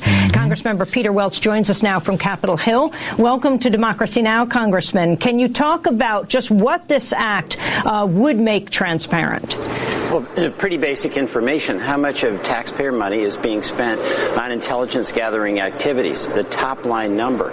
You know, there's not just the NSA and the CIA. We have like 17 different intelligence gathering agencies. And those budgets have exploded. They're up over 50%. Even as is pointed out, the National Institute of Health, that budget is down 22%. And if you are going to have any oversight whatsoever, you have to know what the budget is. And in fact, the 9/11 Commission advocated this. You know, somebody with solid credentials on national security, Lee Hamilton, is a strong proponent of letting the taxpayers know how much is being spent. I'd also like to know what it's being spent on. I'd like to know if we're spending it on venture capital things. things. That we won't know that, but at least these committees will get to look into who's duplicating effort. Right. That's what they're concerned about. Okay. It's like there's 17 different agencies spying all over the place. The Defense Intelligence, that one crazy one, the Department of the Kerry's group's got an intelligent aid. By the way, this reminds me, I think that woman that's dating our economic hitman who works for that group, the State Department Intelligence Agency. Yeah. I think she put the clamps. I haven't heard from him. Oh yeah, no, I'm pretty sure we messed that up. Well, maybe, but whatever the case was, or she probably got a memo. Hey, I'm sure everyone's going to be someone. Well, I guess it's not really a movement, this privacy thing, but this heartbleed bug. Yeah, that just showed up. That isn't that just the SSL bug? Well, who named it? When did the name come up? Well, okay, so the reason why is because it's a part of SSL, OpenSSL, I should say, has a heartbeat. It's kind of like a monitoring function. Yeah, it's like a pinging. You can see how it's doing, how it's performing, and you can actually compile it without that. What I was interested in is I was looking, who committed this bug, but this it kind of deflated me a little bit. When we have, isn't open source supposed to be that people check stuff and make sure it works? This is exactly the irony. Open source is supposed to be, and it's just another one of these little go-to kind of things, apparently. But open source is supposed to be scrutinized by the community, so it is safer than anything because of the scrutiny of the community. Apparently not. Yeah. And it's been around. I mean, essentially, everything's compromised. Everything. I mean, because I run 2 servers that had this issue, and of course I patched them. And by the way, Rackspace, what a bunch of douchebags! It took them like 36 hours to get their message out to people. Amazon was on I have one server at Amazon, one at Rackspace. Both Linux servers. And I did some of these. I ran some of the scripts that you can run to see. It's really unbelievable. It literally returns the most recent connection with password, everything right back. It's crazy. Yeah. And so, I mean, you have to think. I mean, maybe this is why the NSA is just laughing. They had access to everything anyway for years. Yeah, I know, which makes you wonder why they couldn't stop the Boston bombing. Hello? Yeah. Well, that shows that they're not interested in that. It's all blackmail. That's because of Putin. Getting their way in Congress, getting that budget. I'm surprised this budget bill where they're going to make it transparent how much money they've got and how much they're spending, never going to happen. Yeah. There's too many just blackmailed. Right. Congressman, this floozy that you were with last Tuesday? Spent an awful lot of money on champagne for her, didn't you? Yeah. That floozy was a dude. And by the way, she was a dude. And now Condoleezza Rice is joining Dropbox's board. Well, what has she got to do with Dropbox? I don't know, but I'm going to stop using it. Who would want anyone in their right mind? I mean, it's like invite the wolf in. Yeah, you don't want these government people on your board. No. Maybe they have other weird people on the board. I kind of like Dropbox, but yeah, they're all in. They're letting everybody in. They're scanning your stuff if you have songs that the copyrighted songs. They're you done. Can't get away with anything. They're done. I'm thinking. You remember how you complained about tech shows being technology reporting, pretty much being about phones and stuff and wearable technology. We used to talk about chips and processor speeds, but this is really the stuff that should be talked about. Is how does open source, how should it work? That when we have these things sitting around for 2 years in an open source repository of OpenSSL, which everybody is using, and it's just it's completely compromised. And these are the conversations that need to be. I don't even hear anyone talking about how did it happen. It's like, you've got to change your passwords. Gee, thanks. And all the certificates have to be reissued. What's the implication of that is frightening. All new certificates. You always got to wonder when certificates come into play. Yeah, so this seems like the whole system sucks. Well, it really the whole thing. I'm glad I'm a ham radio operator, man, because we're gonna totally need this stuff. Oops, hold on a second. Something really bad happened here, John. Something bad happened? Yeah, I have no control over my computer. Oh. You're not going to be able to play my last clip. Well, if you wait, hold on a second. And I only thought, by the way, you're going to cringe when this clip is because I think it was a big news story this week. It was like a 6-week cycle story, but it wasn't, obviously. Oh, and it's the stabbing story. Yeah. Which we didn't cover on the show at the beginning because I agree with you. It's just another one of these, just some incident with somebody going nuts. Yeah, I'm back. But when you think about this story, the one thing that they still don't talk about, which is, and they try to discuss this kid was an introvert or he wasn't an introvert and he was shy or he wasn't shy, and he stabs a bunch of kids. And this is the background on it, the clip. But nobody brings up, was he on Ritalin? Was it what drugs was he on? They don't even bring it up. Now to a disturbing story out of Pennsylvania. Police say a 16-year-old student walked into a high school in the town of Murraysville this morning, just outside of Pittsburgh, and started stabbing his fellow students. When it was over, 22 people injured. 5 students are in critical condition. Morgan Radford is here with the latest on that. Morgan. That's right, John. 16-year-old Alex Rabraw was charged this evening with 24 felony counts, including attempted homicide and aggravated assault. Police say this was all after he went on a rampage with knives. He's now being held without bail. Alex Freeball, just 16 years old, but now an adult in the eyes of the law, charged in a rampage through the halls of his high school. I don't know what I got going on down at school here, but I need some units down here ASAP. School hadn't yet started when panic erupted. According to police, a 16-year-old walking the first floor at Franklin Regional High School just outside of Pittsburgh slashed students at random with 2 large kitchen knives. Yeah, that doesn't sound drug-induced at all, does it? No. Yeah, none of that question. The only thing I'm hearing is, man, thank God it wasn't a gun.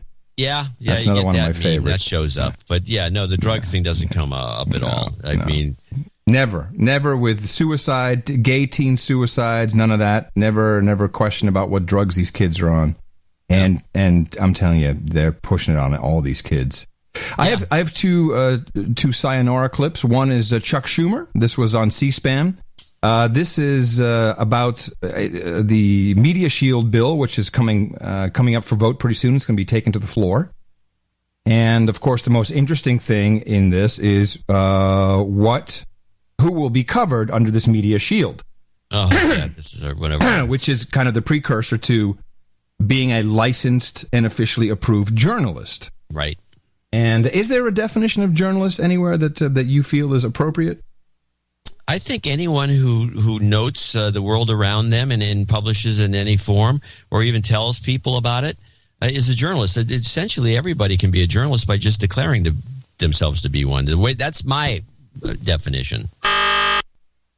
Yeah, you're missing one important fact, and I'm blown away that this is being accepted. In fact, you'll hear Chuck Schumer say that we have accepted it. What's your definition?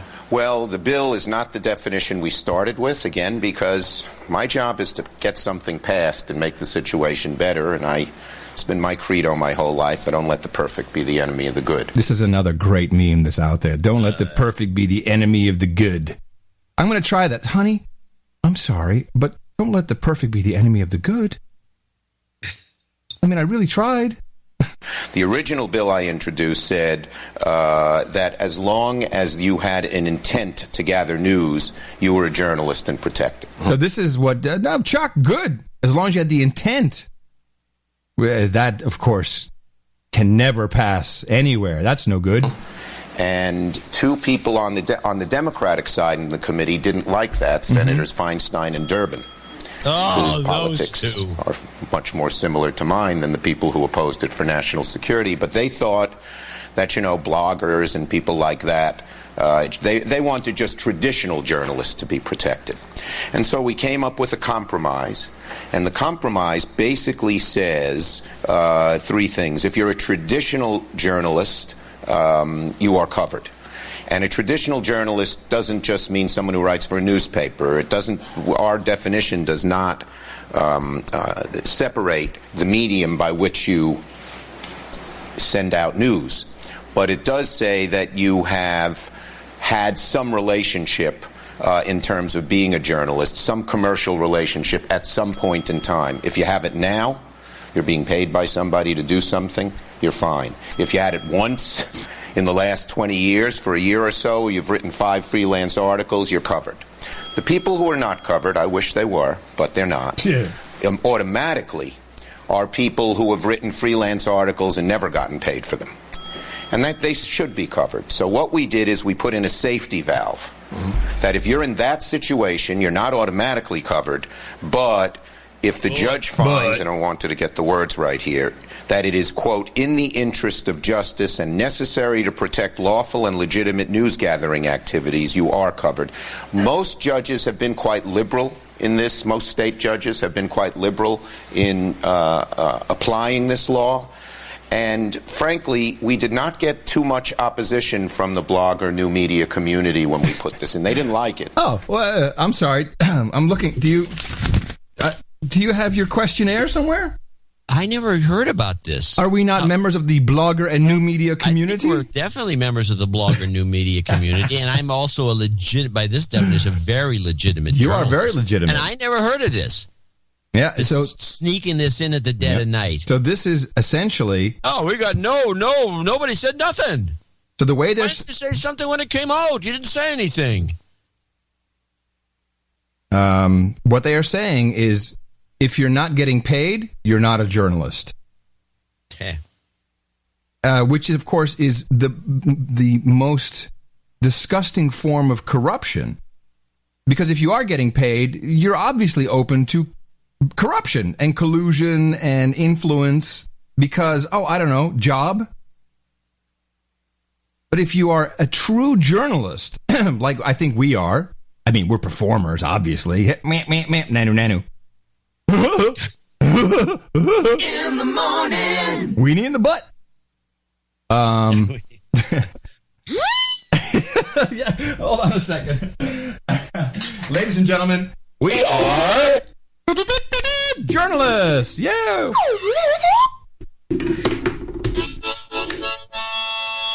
And we cannot be compromised because we do not have a commercial relationship. Yeah, that's no good.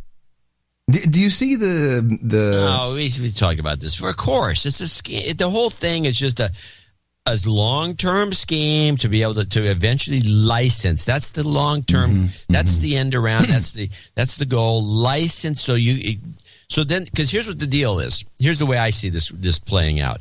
Schumer's, and he seems so sympathetic. So he goes on, it's too bad, but this is the way it's going to be. And so he says, but luckily some judges. But then when he says some judges, that means not all judges. Not all, no. So this is going to become a bone of contention. Oh, what are we going to do? One judge says this and one judge says that. Well, what we have to do to solve this problem, which is becoming worse and worse, is licensing. We have to license it. That way it's already pre-concluded. The story's over. You get a license. If you can't get the license, then you better find some way of getting it. You get your license, and then now you're covered, and we don't have to have all this controversial judges saying this and that. Yeah, no, this is so obvious. It's like walking down Broadway. It's going to be licensed. You're going to be a licensed blogger, licensed podcaster, licensed journalist. It's all going to be licensed. You're going to have to get permission from the government to be a podcaster, and our show will be under attack. Well, it is already under attack, and I encourage everybody in the show notes find out about the BitTorrent Sync program, which is also available for your iPhone and your Android. But you should set it up at home, and it's magic. I drop it into a folder, and it shows up everywhere. It's peer-to-peer. It's like BitTorrent. It is the future of media publishing. And quite honestly, the only way we're going to be able to publish in the future. That's the way I see it. And it's, you don't need domain names or anything like that. You just need the client. The secret key and the client. Yeah. Yeah. It's the future. It truly is the future of media publishing. It's the only way we're going to be able to be heard, I believe. Well, yeah, and it's, our audience is always going to be dilettantes who really want real news, and they don't want to. They just don't. I think it's the general public at large, and Leo may actually be right about this because of the nature of the public not wanting to get to it. They don't want to really know any more than little entertainment news and a couple of headlines, and you get scared about this and that. And, oh my God, what are we going to do? And let's go back to work. Let's have a nice dinner of some canned foods, macaroni and cheese. Some mac and cheese. A nice chat with the family. Common Core's not a big deal. Watch a little bit of The Voice. The Voice is a good show. Good show. How about Real Housewives of Beverly Hills? Well, it's not as good a show. That's the same. Well, I watched of New York. That's a good show. And that's going to be that. So I think that's... A little bit of porn. A little bit of porn now and again, not too much. You got to be careful. Well, but it's like for dudes. That's all dudes do now. That's what do. We go to work. We work. We get some porn. Come home. My wife is angry and crabby. The kids are all jacked up on drugs. Yeah, running around. Am I describing your life? I think you got it. I think you're nailing it there. Yeah. That's why your kids are all jacked up. They're drugged out. You guys, you got the military during the football game. You're gonna stand at attention. There you go. All right. Well, I think that settles it. That settles it. Last in, first out. That's all I got to say. That's the key. That's it. Hey, we do like dissecting, disseminating, dimethylating news for you. And we'll do it again on Sunday. Please support the effort, Dvorak.org/NA. We do need a longer list of supporters to make it happen. It's a lot of C-SPAN I've been watching. Go ahead. You watch Malaysia Flight 370. We'll get the real news for you. Yeah. Sitting pretty here in FEMA Region 6 in the morning, everybody. My name is Adam Curry. And from Northern Silicon Valley, I'm John C. Dvorak. We'll be back on Sunday right here on No Agenda. Thank you for your courage.